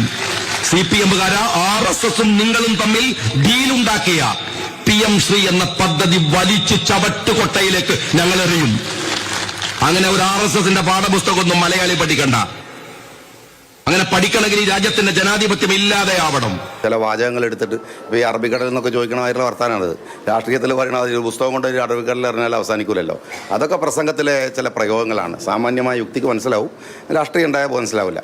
അത് അദ്ദേഹം പറഞ്ഞൊരു പ്രയോഗത്തിൻ്റെ പ്രശ്നമാണ്. കമ്മിറ്റഡ് ഞാൻ പറഞ്ഞ പോലെയാണ്. ഒരു ഗവൺമെൻറ് അസൈൻ ചെയ്യുന്ന ഒരു കാര്യത്തിൽ നിന്ന് ഞാനിപ്പോൾ ഒരു ഉത്തരവാദപ്പെട്ട മിനിസ്റ്ററാണ്. എനിക്കിപ്പോൾ കഴിഞ്ഞ ഗവൺമെൻറ് ചെയ്ത ഒരു സമീപനത്തെ ഒറ്റയടിക്കതിൽ നിന്ന് മാറി പോരാൻ കഴിയില്ല. നമ്മൾ വിചാരിക്കുന്ന നിരീക്ഷണങ്ങളിലേക്ക് കടന്നു കയറുന്ന ആശയപരമായ പ്രശ്നങ്ങളോട് ഞങ്ങൾക്ക് വിയോജിപ്പുകളുണ്ടാവും, സ്വാഭാവികമാണ്. അതേസമയത്ത് സെൻട്രൽ ഗവൺമെൻറ്റിൻ്റെ എല്ലാ പണത്തും വേണ്ടെന്ന് പറയുന്ന തരത്തിലേക്കുള്ള സമീപനം ഞങ്ങൾ എടുക്കില്ല. അത് പരമാവധി വാങ്ങിയെടുക്കുക എന്നുള്ളത് ഗവൺമെൻറ് ചെയ്യേണ്ടതാണ്. പക്ഷേ പോളിസി വൈസായിട്ട് ചില കാര്യങ്ങൾ, അതാണ് PM ശ്രീ എന്ന് പറയുന്നത്. ശ്രീ KN ഖാദർ, അങ്ങ് നേരത്തെ പറഞ്ഞു അഭിപ്രായത്തിലോ നിലപാടിലോ ഒന്നും മാറ്റങ്ങളൊന്നും വന്നിട്ടില്ല, ഒന്നും മാറിയിട്ടില്ല എന്നാണ് അങ്ങ് പറഞ്ഞത്. പക്ഷേ വളരെ പ്രത്യക്ഷമായി തന്നെ വലിയ മാറ്റം വന്നൊരു വിഷയമായിരുന്നു അത്. ഇപ്പോൾ ഈ വിഷയത്തിലും ശ്രീ റഹീം സൂചിപ്പിച്ചതുപോലെ ഈ PM ശ്രീ അവിടെ നമ്മൾ മാറ്റിവെച്ചു. ഈ PMAY പദ്ധതി വരുമ്പോൾ നമ്മളിതൊരു അഭിമാന പ്രശ്നമായി അങ്ങേക്ക് തോന്നാത്തത് എന്താണ്? ഇപ്പോൾ എനിക്കറിയാം മുസ്ലിം ലീഗ് ഏറ്റവും ഭംഗിയായി കൊണ്ടു നടക്കുന്ന ഒരു ഭവന പദ്ധതിയുണ്ട്. പാണക്കാട് തങ്ങളുടെ പേരിൽ എത്രയോ മനുഷ്യന്മാർക്ക് കയറി കിടക്കാൻ വീട് കൊടുക്കുന്നുണ്ട്. ഇവിടെ നമുക്കറിയാവുന്നതുപോലെ വയനാട്ടിൽ നിങ്ങൾ എത്രയോ വീട് വെച്ച് കൊടുത്തു, ആ വീടിൽ എല്ലാ സൗകര്യവും ഒരുക്കി കൊടുത്തു. പക്ഷെ അവിടെ വളരെ നിർബന്ധപൂർവ്വം നിങ്ങളെടുത്തൊരു നിലപാടുണ്ടല്ലോ, ആ വീടിന് മുകളിൽ ഒരടയാളം പോലും പാടില്ല എന്നത്. അതേ കാര്യം ഇവിടെയും ബാധകമല്ലേ? അവിടെ അതൊരു പ്രശ്നമല്ലെന്ന് ശ്രീ KM ഷാജിക്ക് തോന്നുന്നത് എന്തുകൊണ്ടാണ്? അല്ല, നിങ്ങൾ KM ഷാജിയെ ഇങ്ങനെ വെറുതെ പറഞ്ഞ് ഒറ്റപ്പെടുത്തേണ്ട കാര്യമൊന്നും ഇതിലില്ല. മുസ്ലിം ലീഗ് പാർട്ടിക്കും UDFനും ഈ ഗവൺമെൻറ്റിനും KM ഷാജി ഉൾപ്പെടെയുള്ള മന്ത്രിമാർക്കും യാതൊരു തരത്തിലും ഞങ്ങളുടെ രാഷ്ട്രീയമായ നിലപാടുകളിൽ, ആശയങ്ങളിൽ ഒരു വ്യത്യാസവും വന്നിട്ടില്ല. അങ്ങനെയുള്ള പ്രശ്നമില്ല. ഞങ്ങൾക്ക് കേന്ദ്ര ഗവൺമെൻറ്റിനെ കുറിച്ചറിയാം. അതൊരു ഫാഷിസ്റ്റ് ഗവൺമെൻറ്റാണെന്നറിയാം. അത് ഏകാധിപത്യമാണെന്നറിയാം. അത് ഭരണഘടന അംഗീകരിക്കാത്ത ഗവൺമെൻറ്റാണെന്നറിയാം. അതിപ്പോൾ പാസ്പോർട്ട് പോലും പൗരത്വത്തിനുള്ള രേഖയില്ല എന്ന് പറയുന്നവരാണ്. അതിപ്പോൾ ഈ അയോധ്യ ക്ഷേത്രത്തിലൊക്കെ ഉണ്ടായിട്ടുള്ള ആ വക പ്രശ്നങ്ങളിലൊക്കെ അത് എടുക്കുന്ന സമീപനങ്ങൾ നമുക്കറിയാം. ഇങ്ങനെ ഞാൻ അവരെയൊന്നും ആക്ഷേപിക്കില്ല. ഇങ്ങനെ ഒരുപാട് സമീപനങ്ങൾ, ആ ഗവൺമെൻറ്റിൻ്റെ സമീപനങ്ങളെക്കുറിച്ച് ഞങ്ങൾക്കുള്ള അഭിപ്രായമുണ്ട്. ആ അഭിപ്രായങ്ങൾക്കൊന്നും ഒരു മാറ്റമില്ല. ഈ കേരളത്തിൽ ഇപ്പോൾ അധികാരത്തിൽ വന്നിട്ടുള്ള സതീശൻ്റെയും കുഞ്ഞാലിക്കുട്ടി സാഹിബിൻ്റെയൊക്കെ നേതൃത്വത്തിലുള്ള UDF ഗവൺമെൻറ് വളരെ മാതൃകാപരമായി പ്രവർത്തിച്ച് ഇപ്പോൾ ഈ ചർച്ചകൾക്കൊക്കെ ഇടയാക്കുന്ന ഈ വക വിഷയങ്ങളൊന്നും ഒരു വർഷം കഴിയുമ്പോഴേക്ക് നിങ്ങൾക്ക് ആർക്കും പറയാനുണ്ടാവില്ല. മാതൃകാപരമായി ഇത് പ്രവർത്തിക്കും. കേരളത്തിൽ ഏറ്റവും നല്ലൊരു മോഡൽ ഈ ഗവൺമെൻറ് ആവിഷ്കരിക്കുന്നുള്ള കാര്യത്തിന് സംശയമില്ല. അതിന് ഷാജിക്കും അഭിപ്രായ വ്യത്യാസമില്ല, ഷംസുദ്ദീനും അഭിപ്രായ വ്യത്യാസമില്ല, മുന്നണിയിലും യാതൊരു തർക്കമില്ല. ഞങ്ങളതിൽ ഒരുമിച്ചാണ് കേന്ദ്ര ഗവൺമെൻറ് സമീപനത്തിൽ. ഇപ്പം നമുക്ക് ആലോചിച്ചാൽ അറിയാം, ഈ കേന്ദ്ര ഗവൺമെൻറ്റിനോടുള്ള സമീപത്തിൽ ഇപ്പോൾ റഹീമിൻ്റെ പാർട്ടി, ഞാനിപ്പോൾ രാഷ്ട്രീയം പറയാൻ ഇഷ്ടപ്പെടുന്നില്ല. കാരണം ഇപ്പോൾ തെരഞ്ഞെടുപ്പ് കാലത്ത് റഹീം ഇപ്പോൾ പറഞ്ഞ കാര്യങ്ങളൊക്കെ പ്രസംഗിച്ചിരുന്നെങ്കിൽ ഇതിലേറെ വോട്ട് കിട്ടുമായിരുന്നു എന്ന് എനിക്ക് തോന്നുന്നു കേന്ദ്ര ഗവൺമെൻറ്റിനെ പറ്റി. അന്നൊന്നും അതിനെക്കുറിച്ച് മുണ്ടിയിട്ടില്ല. അപ്പം അന്ന് ബാക്കി വെച്ച രാഷ്ട്രീയമാണ് അദ്ദേഹം ഇപ്പോൾ ഈ പറയുന്നത്. എനിക്ക് തോന്നിപ്പോയി. ഞാൻ അദ്ദേഹത്തെ പരിഹസിക്കുകയല്ല. ഈ കേന്ദ്ര ഗവൺമെൻറ്റിനോട് അവരുടെ PMAY പദ്ധതിയെക്കുറിച്ച്, PM ശ്രീയെക്കുറിച്ച്, നാഷണൽ എഡ്യൂക്കേഷൻ പോളിസിയെക്കുറിച്ച്, അതിൻ്റെ ലേബർ സമീപനങ്ങളെക്കുറിച്ച്, കൃഷിക്കാരോടുള്ള സമീപനങ്ങളെക്കുറിച്ച്, ഇതൊക്കെ ഇപ്പോൾ റഹീമിന് ഒരുപാട് പറയാനറിയാം. ആ റഹീം ഇപ്പോൾ ഇവിടെ ഈ പറഞ്ഞ കാര്യങ്ങളൊക്കെ പാർലമെൻറ്റിൽ ഒന്നുകൂടി പറഞ്ഞാൽ തർക്കമില്ല എന്നാണ് എനിക്ക് അദ്ദേഹത്തിനോട് അപേക്ഷിക്കാനുള്ളത്. അദ്ദേഹം നല്ല കാര്യങ്ങൾക്കൊക്കെ വേണ്ടി പോരാടുന്ന ഒരാളാണെന്നൊക്കെ എനിക്കറിയാം. ഒരു യുവജന നേതാവ് എന്നുള്ള നിലയ്ക്ക് എന്നൊക്കെ അദ്ദേഹത്തോട് ബഹുമാനമുണ്ട്. അപ്പോൾ ഇവിടെ ഇതിന് ഞാനും റഹീമും വാസ്തവത്തിൽ തർക്കിക്കേണ്ട വിഷയമല്ലത്. ഇത് നമ്മൾ തമ്മിൽ വലിയ തർക്ക വിഷയമാക്കി രാഷ്ട്രീയ പ്രശ്നമാക്കി മാറ്റിയാൽ അതിൻ്റെ ബെനഫിറ്റ് എടുക്കുന്ന ആളാണ് അപ്പുറത്തിരിക്കുന്നത്. ഇപ്പോൾ ശ്രീജയിട്ട് ഒരു വലിയ ലേഖനം നടന്നല്ലോ, അദ്ദേഹത്തിനാണ് അതിൻ്റെ ഗുണം കിട്ടുക. അപ്പോൾ അത് നമ്മൾ മനസ്സിലാക്കണം. ഇതൊരു ഫാഷിസ്റ്റ് ഗവൺമെൻറ്റാണെന്ന് പലരും പറയുമ്പോൾ നവഫാസിസത്തിൻ്റെ പ്രവണതകൾ എന്ന് മാത്രം ചുരുക്കി കണ്ടവരാണ് നിങ്ങൾ. അങ്ങനെ ഒരുപാട് സംഗതികളുണ്ട്. അതുപോലെ മനുഷ്യൻ്റെ ഡിഗ്നിറ്റി, അതിന് യാതൊരു വിട്ടുവീഴ്ചയില്ല. ആ എല്ലാ മനുഷ്യർക്കും സ്ത്രീ പുരുഷ ജാതി മത കക്ഷി രാഷ്ട്രീയ വംശ ദേശ വർഗ വ്യത്യാസമില്ലാതെ ഭരണഘടന അനുശാസിക്കുന്നതിലൂടെ എല്ലാവരുടെയും ആത്മാഭിമാനം സംരക്ഷിക്കുവാൻ ഈ ഗവൺമെൻറ്റും നമ്മളും നിങ്ങളൊക്കെ ബാധ്യസ്ഥരാണ്. അതിൽ കമ്മിറ്റഡാണ്, പ്രതിബദ്ധതയുള്ളവരാണ്, യാതൊരു സംശയമില്ല. ആ ഡിഗ്നിറ്റി, മനുഷ്യൻ്റെ ആത്മാഭിമാനത്തിന് ക്ഷതം സംഭവിച്ചിട്ടുള്ള പല രാജ്യങ്ങളുണ്ട്. അവിടെയൊക്കെ ഭരിച്ചിരുന്നത് ആരായിരുന്നെന്നും എന്തൊക്കെയാണ് സംഭവിച്ചതെന്നും ഇപ്പൊ ഞാൻ പറയുന്നില്ല. എനിക്ക് ഒരുപാട് രാഷ്ട്രങ്ങളെ കുറിച്ച്, ഒരുപാട് ഭരണാധികാരികളെ കുറിച്ച് വേണമെങ്കിൽ പറയാൻ സാധിക്കും. പിണറായി വിജയനാണ് അല്ലെ, ഓർമ്മയില്ലേ കഴിഞ്ഞ സർക്കാരിന്റെ കാലത്ത് അദ്ദേഹം പറഞ്ഞ ചില വാചകങ്ങളുണ്ട്. ആത്മാഭിമാനമാണ്, കയറി വരുമ്പോൾ എന്റേതെന്ന് തോന്നണം, ഇതാരോ തന്ന ഔദാര്യമാണെന്ന് തോന്നരുത് എന്ന് അദ്ദേഹം പറഞ്ഞിട്ടുണ്ട്. മനസ്സിലായി. നമ്മൾ തമ്മിലിപ്പോൾ തർക്കിക്കണ്ട. ഞാനും ശ്രീജയായിട്ട് ഒരു പ്രശ്നമില്ല. അപ്പോൾ നിങ്ങൾ ബീഹാറിൻ്റെ കാര്യം തീരുമാനമാക്കാൻ വേണ്ടി എത്ര സമയമെടുത്തു? അതിനുശേഷമാണ് വീണ്ടും കേരളത്തിലേക്ക് വന്നത്. എന്നിട്ട് വല്ല തീരുമാനമായോ? ആയില്ലല്ലോ. അപ്പോൾ ഇത് ആ മനുഷ്യൻ്റെ ആത്മാഭിമാനം സംരക്ഷിക്കുന്നതിനെ കുറിച്ച് പറഞ്ഞത് പിണറായി എന്നും പറഞ്ഞ് എനിക്ക് യോജിപ്പില്ല. മനുഷ്യൻ്റെ ആത്മാഭിമാനം സംരക്ഷിക്കാൻ വേണ്ടി തന്നെ ഞങ്ങളെല്ലാവരും നിലകൊള്ളുന്നത്. ഞങ്ങൾ തന്നെ ചെയ്ത ഒരുപാട് നല്ല പ്രവൃത്തികൾ ഇപ്പോൾ ശ്രീജ അഭിനന്ദിച്ചല്ലോ. എനിക്കതിൽ സന്തോഷമുണ്ട്. Thank you very much. അപ്പോൾ ഇവിടെ ഈ കേരളത്തിൽ PMAY പദ്ധതി, PM ശ്രീ പദ്ധതി, തുടങ്ങിയ ഈ പദ്ധതികളൊന്നും പുതുതായിട്ടുള്ളതല്ല എന്നതിൽ ഞാൻ നിൽക്കുകയാണ്. അതിൻ്റെ ഒരു സെക്കൻഡ് എഡിഷനോ തേർഡ് എഡിഷനോ ഒക്കെ വന്നാലും കേന്ദ്ര ഗവൺമെൻറ് നടപ്പിലാക്കുന്ന പദ്ധതികളോട് എന്ത് സമീപനം സ്വീകരിക്കണം, അത് എത്ര കണ്ട് നമുക്ക് ഇംപ്ലിമെൻറ്റ് ചെയ്യാൻ പറ്റും, ചെയ്യാൻ പറ്റില്ല, അതിലെന്തെല്ലാം അമെൻമെൻറ്റ്സ് വരുത്താൻ പറ്റും, ഈ വക സംഗതികളെക്കുറിച്ചൊക്കെ ഈ ഗവൺമെൻറ്റും പാർട്ടികളും ആലോചിച്ചു കൊണ്ടിരിക്കുന്നുണ്ട്. തീർച്ചയായും അതിനനുസരിച്ച് ഏറ്റവും അനുയോജ്യമായ തീരുമാനങ്ങൾ എടുക്കുകയുള്ളൂ. ഈ ഷാജി പറഞ്ഞത് ഒരു ആർഗ്യുമെൻ്റാണ്. നിങ്ങൾ ആ തരത്തിലുള്ളൊരു ചോദ്യം പത്രക്കാരാരോ ചോദിച്ചപ്പോൾ അങ്ങനെ ആയാൽ എന്താണ്, അതിൽ മോഡിയുടെ പടയില്ലല്ലോ എന്ന് പറഞ്ഞ it's A kind of argument.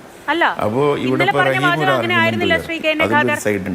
ഇന്നലെ പറഞ്ഞത് കുറച്ചുകൂടെ ക്ലിയർ ആയിട്ടുള്ള വാദമായിരുന്നു. അതിനെ തെറ്റായി വ്യാഖ്യാനിച്ചപ്പോഴാണ് അദ്ദേഹം ഇന്ന് വിശദീകരണം നൽകിയത്. ആ ഇന്നലെ പറഞ്ഞ വാദം ഇത്രയേ ഉള്ളൂ. ആ ലോഗോ കൊണ്ട് ഒരാൾക്കും വീട് കിട്ടാൻ ഒരു ലോഗോ ഇരുന്നാൽ എന്താണ് പ്രശ്നം എന്ന് തന്നെയാണ് അദ്ദേഹം ചോദിച്ചത്. അതെ ഞാൻ കേട്ടു. ഒരു തരം ഒരു ആർഗ്യുമെൻ്റാണ് അദ്ദേഹത്തിൻ്റെ. അദ്ദേഹം അങ്ങനെ ചോദിച്ചതാണ്. അപ്പോൾ അതൊന്നും ഒരു വലിയ പ്രശ്നമായിട്ട് ഞങ്ങൾ എടുക്കുന്നില്ല. ഞങ്ങൾ പ്രധാനപ്പെട്ട ഈ ഗവൺമെൻറ്റിനെ വിലയിരുത്താൻ തന്നെ സമയമായിട്ടില്ല.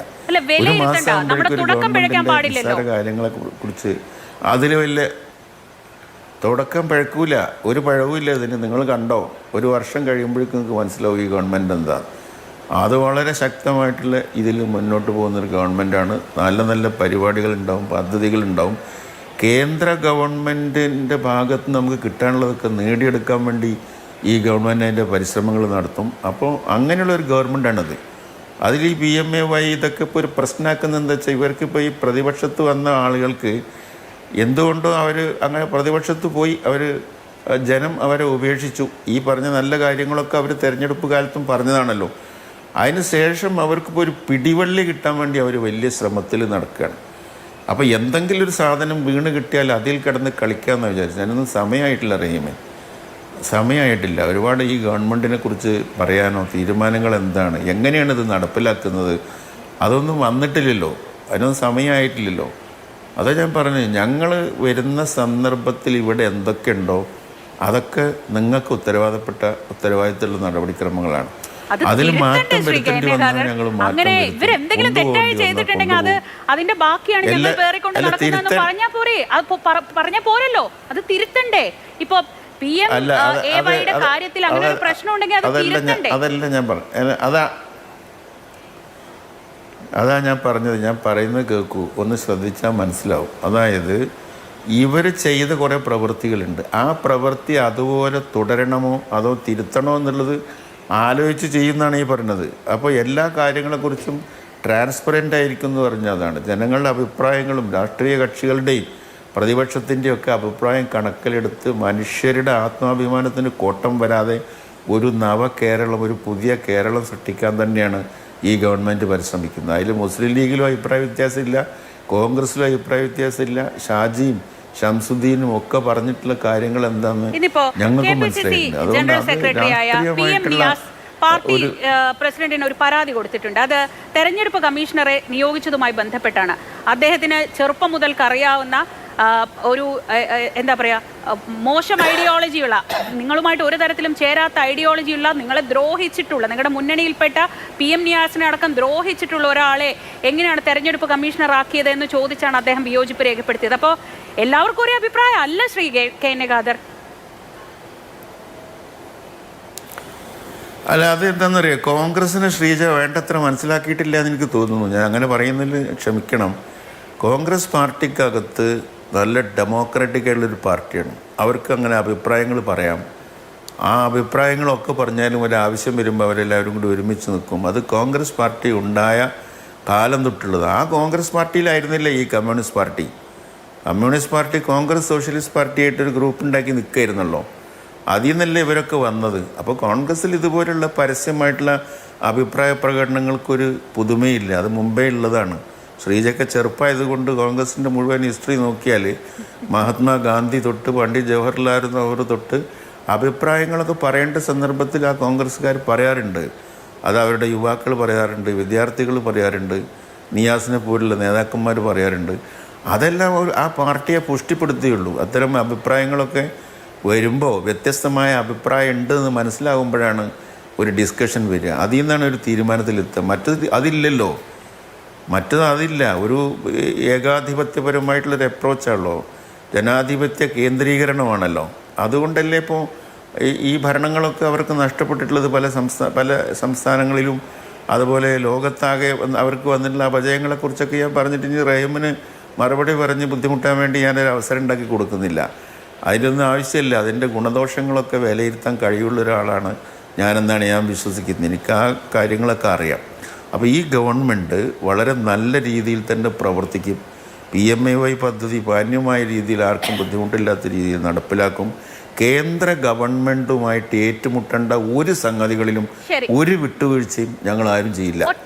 ഏറ്റുമുട്ടേണ്ട സ്ഥലത്ത് ഏറ്റുമുട്ടുക. അതോടുകൂടി ഞാൻ ഇവരിലേക്കും കൂടെ പോവാം. നമ്മുടെ സമയം ഇനി 3 പേരായതുകൊണ്ടാണ് എനിക്ക് ഇത്രയും തരാൻ പറ്റുന്നത്. ഒറ്റ ചോദ്യം, PMAY പദ്ധതി നടപ്പാക്കണമെങ്കിൽ ഇങ്ങനെ ഒരു വലിയ രീതിയിൽ പ്രദർശിപ്പിച്ചുകൊണ്ടൊരു ബോർഡ് വെക്കണം എന്നതാണ് ചട്ടം.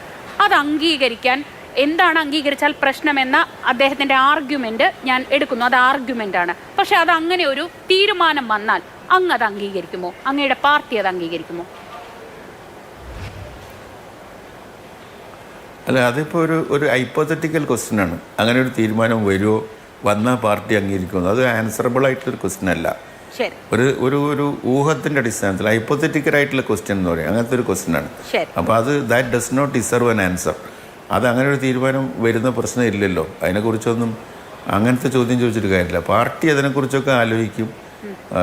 ഞാൻ പറയുന്നത് ഇപ്പോൾ മുസ്ലിം ലീഗ് പാർട്ടിയുടെ മാത്രം മൊത്തം അഭിപ്രായമാണെന്ന് പറയാൻ പറ്റില്ല. ഞാൻ എൻ്റെ ഇൻഡിവിജ്വൽ ഒപ്പീനിയനും പാർട്ടിയുടെ കാഴ്ചപ്പാടുകളും പരസ്പരം ചേർത്ത് പറയുന്നതാണ് ഇതൊക്കെ. Muslim League party as a party എന്നുള്ള നിലക്ക് അതിന്റെ കമ്മിറ്റി നേതൃത്വം ഒരു തരത്തിൽ എനിക്ക് അദ്ദേഹത്തെ പ്രകോപിപ്പിക്കാൻ പറ്റില്ല, അദ്ദേഹത്തെ കൊണ്ട് മറുപടി പറയിക്കാൻ പറ്റില്ല. അദ്ദേഹം വളരെ പരിണിത പ്രജ്ഞനായ നേതാവാണ്. എത്രയോ ഇതുപോലെയുള്ളവരെയൊക്കെ ഇങ്ങനെയുള്ള വേദികളിൽ കൈകാര്യം ചെയ്ത ആളാണ്. അതുകൊണ്ട് അദ്ദേഹം പ്രകോപിതനാവില്ല, അദ്ദേഹം മറുപടി പറയില്ല. അദ്ദേഹം വളരെ ഭംഗിയായി ബുദ്ധിപൂർവ്വം അദ്ദേഹം അതിൽ നിന്ന് മാറിപ്പോവുകയാണ് ചെയ്യുന്നത്. പക്ഷേ അതിലൊരു പ്രധാനപ്പെട്ട അദ്ദേഹം പറഞ്ഞതിൽ നിന്ന് ഞാൻ ഒരു കാര്യം എടുക്കുന്നു. അതായത് കഴിഞ്ഞ LDF സർക്കാർ ചെയ്തു വെച്ച കാര്യങ്ങളുടെ പിന്തുടർച്ചയാണ് ഇപ്പോൾ സംഭവിക്കുന്നത്, അല്ലെങ്കിൽ അതിൻ്റെ ബാക്കിയാണ് എന്ന് പറയുന്നു. ഇപ്പോൾ PM ശ്രീ ആയാലും PMAY ആയാലും മുന്നോട്ട് പോകണമെങ്കിൽ പണം വേണം, പണം കൂടിയേ തീരൂ.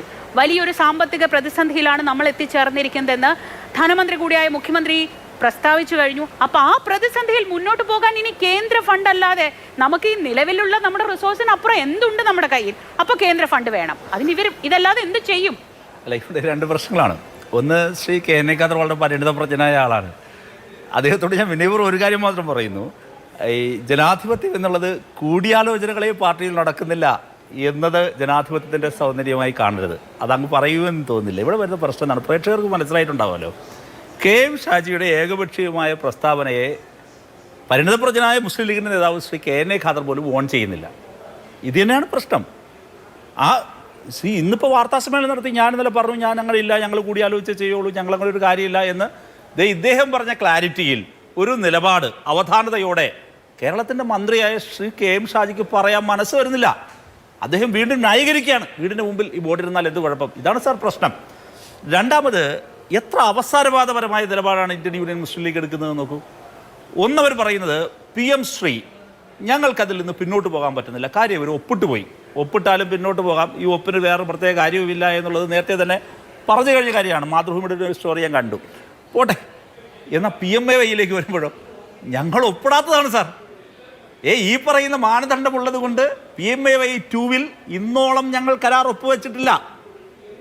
അപ്പോഴവർ പറയുകയാണ് അപ്പോൾ അത് ഒപ്പുവെക്കേണ്ടി വരുമെന്ന്. അപ്പോൾ ഒന്നിൽ ഒപ്പുവെച്ചത് കൊണ്ട് ഞങ്ങൾക്ക് പുറകോട്ട് പോകാൻ പറ്റില്ല എന്ന് പറയുന്നു. രണ്ടാമത്തിൽ പറയുന്നു പൈസ കിട്ടാൻ വേണ്ടി ഞങ്ങൾക്ക് ഒപ്പുവെക്കേണ്ടി വരുമെന്ന് പറയുന്നു. ഇത് പ്രശ്നം മനുഷ്യൻ്റെ വീടിൻ്റെ മുമ്പിൽ ഇതെല്ലാം പ്രദർശിപ്പിക്കുന്നതുമായി ബന്ധപ്പെട്ട പ്രശ്നമാണ്. ഈ പ്രശ്നത്തിൽ ഒരു രാഷ്ട്രീയ പാർട്ടിയും അതിൻ്റെ പ്രതിനിധിയുമായ ശ്രീ KM ഷാജി ഇതുപോലെ ഒറ്റയ്ക്കൊരു പ്രസ്താവന ഒറ്റയാനായി നിന്ന് നടത്തിയത് അദ്ദേഹം ഇരിക്കുന്ന പദവിക്കും അദ്ദേഹം നിൽക്കുന്ന പാർട്ടിയിൽ അദ്ദേഹം വഹിക്കുന്ന ഉത്തരവാദിത്വത്തിനും ഉചിതമാണോ എന്ന് ഇത് കേട്ടിരിക്കുന്ന മുസ്ലിം ലീഗുകാരും പൊതുജനങ്ങളും വിലയിരുത്തണം. ഞാനത് അവിടെ കൊണ്ട് അവസാനിപ്പിക്കുന്നു. 2, അനൂപ് ദാസൻ എന്ന് പറയുന്ന മാധ്യമപ്രവർത്തകൻ നേരെ BJPയുടെ ഈ പാനലിലെ പ്രതിനിധി പൊട്ടിത്തെറിക്കുന്നത് കണ്ടപ്പോൾ പ്രേക്ഷകർക്കും എനിക്ക് ഒരു കാര്യം ഉറപ്പായി, അനൂപ് ദാസിൻ്റെ വീട്ടിൽ ഈട് കയറും എന്നുറപ്പായി. എന്തൊക്കെയാണ് പറഞ്ഞത് നിങ്ങൾ ആലോചിച്ച് നോക്കി. ഇതിൻ്റെ പ്രശ്നം എന്താണ്? ഞാൻ ആ ബഹുമാനപ്പെട്ട BJP സുഹൃത്തിനോട് ചോദിക്കുന്നു, അനൂപ് കാണിച്ചത് ബീഹാറിലെ ഒരു ഗ്രാമത്തിലാണ്. അത് കാണുമ്പോൾ അറിയാം നഗരത്തിലല്ല, അത് PMAY റൂറലാണ്. PMAY റൂറലിൽ നിങ്ങളുടെ ഗവൺമെൻറ് ഇന്ത്യയിൽ ഒരാൾക്ക് നരേന്ദ്രമോദി സർക്കാർ കൊടുക്കുന്ന പൈസ എത്രയാണെന്ന് സാറിന് അറിയാമോ? 72,000 രൂപയാണ്. ഞാൻ ആ പൈസ താങ്കൾക്ക് തരാം. 72,000 രൂപയ്ക്ക് ഇന്ത്യയിലെവിടെയെങ്കിലും ഒരു ഗ്രാമത്തിൽ അതുപോലെ പോയിട്ട് വേറെ എങ്ങനെയെങ്കിലും ഒരു വീട് താങ്കൾക്ക് വെക്കാൻ പറ്റും. ഇനി PMAY അർബൻ 1.5 ലക്ഷം രൂപയാണ് കൊടുക്കുന്നത്. ഞാൻ ഇതേ സ്റ്റാൻഡിംഗ് കമ്മിറ്റിയുടെ പാർലമെൻറ്റ് സ്റ്റാൻഡിംഗ് കമ്മിറ്റിയായ ഹൗസിംഗ് ആൻഡ് അർബൻ അഫെയർസിൽ അങ്ങാണ്. ഞാൻ ഇത് കൈകാര്യം ചെയ്തൊരു ഉദ്യോഗസ്ഥരോട് എനിക്ക് നേരിട്ട് ചോദിച്ചു, അല്ല ഈ 1.5 ലക്ഷം രൂപ ഞങ്ങൾ നിങ്ങൾക്ക് തന്നാൽ നിങ്ങളൊരു വീട് ഇന്ത്യയിലെ ഏതെങ്കിലും ഒരു നഗരത്തിൽ വെച്ച് വയ്ക്കാൻ പറ്റുന്നത്? അപ്പോൾ ഇവിടെ ഇപ്പോൾ ബീഹാറിൽ കണ്ട കാര്യം എന്താ? അവിടുത്തെ ലോക്കൽ സെൽഫ് ഗവൺമെൻറ്റും അവിടുത്തെ അന്നത്തെ സ്റ്റേറ്റ് ഗവൺമെൻറ്റും എല്ലാം തന്നെ ബാക്കി കോൺട്രിബ്യൂഷൻ കൂടി ഇട്ടായിരിക്കും 2 ലക്ഷം രൂപ കൊടുക്കുന്നു എന്ന് പറയുന്നത്. അതിൽ നിന്ന് 50,000 രൂപ അടിച്ചു മാറ്റി എന്നാണ് പറയണേ. BJPയുടെ പ്രതിനിധിക്ക് അറിയാമോ, ഇന്ത്യയിലെ പാർലമെൻ്ററി സ്റ്റാൻഡിംഗ് കമ്മിറ്റി എത്രയോ കാലമായി ആവശ്യപ്പെടുന്നു, ഇന്ത്യയിലെ പാർലമെൻറ്റിൽ രാഷ്ട്രീയത്തിന് അതീതമായി എല്ലാ MP-മാരും ആവശ്യപ്പെടുന്നു, ഈ 72,000 രൂപ എന്നുള്ളത് നിങ്ങളൊന്ന് കൂട്ടണം. എന്തേ അതിന് ചെവി കൊടുക്കാത്തത്? ഇന്ത്യയിലെ ഹൗസിംഗ് ആൻഡ് അർബൻ അഫെയർസിൻ്റെ കീഴിൽ വരുന്ന PMAY അർബൻ 1.5 ലക്ഷമാണ് നിങ്ങൾ കൊടുക്കുന്നത്. നിങ്ങളതൊന്ന് കൂട്ടണം. ചില്ലി കാശ് കൂട്ടിയില്ലല്ലോ. ആ പാവങ്ങളുടെ നിലവിളി ഇതുവരെ ചെവിക്കൊണ്ടില്ലല്ലോ നിങ്ങൾ. കേരളത്തിലേക്ക് വരുമ്പോൾ ഇനി ആ 72,000 രൂപ നിങ്ങൾ കൊടുത്തിട്ടാണ് ആ 72,000 രൂപയുടെ വകയായി ആ കാണുന്ന വലിയ ബോർഡ് ആ പാവപ്പെട്ടവൻ്റെ വീടിൻ്റെ ചുവരിൽ ചുടുകട്ടയുടെ മുകളിൽ പ്രദർശിപ്പിക്കാൻ കൂടി നിങ്ങൾ പറയുന്നത്. അതിന് അല്പത്തമെന്നല്ലാതെ വേറെ എന്ത് പദമാണ് ഉപയോഗിക്കേണ്ടത്? 1.5 ലക്ഷം രൂപ ഇന്ത്യയിലെ നഗരങ്ങളിൽ വീട് വെക്കാൻ നിങ്ങൾ കൊടുത്തിട്ടാണ് PMAYയിൽ കിട്ടിയതാണ് എന്ന് വലിയ ബോർഡിൽ പ്രദർശിപ്പിക്കണമെന്ന് നിങ്ങൾ പറയുന്നത്.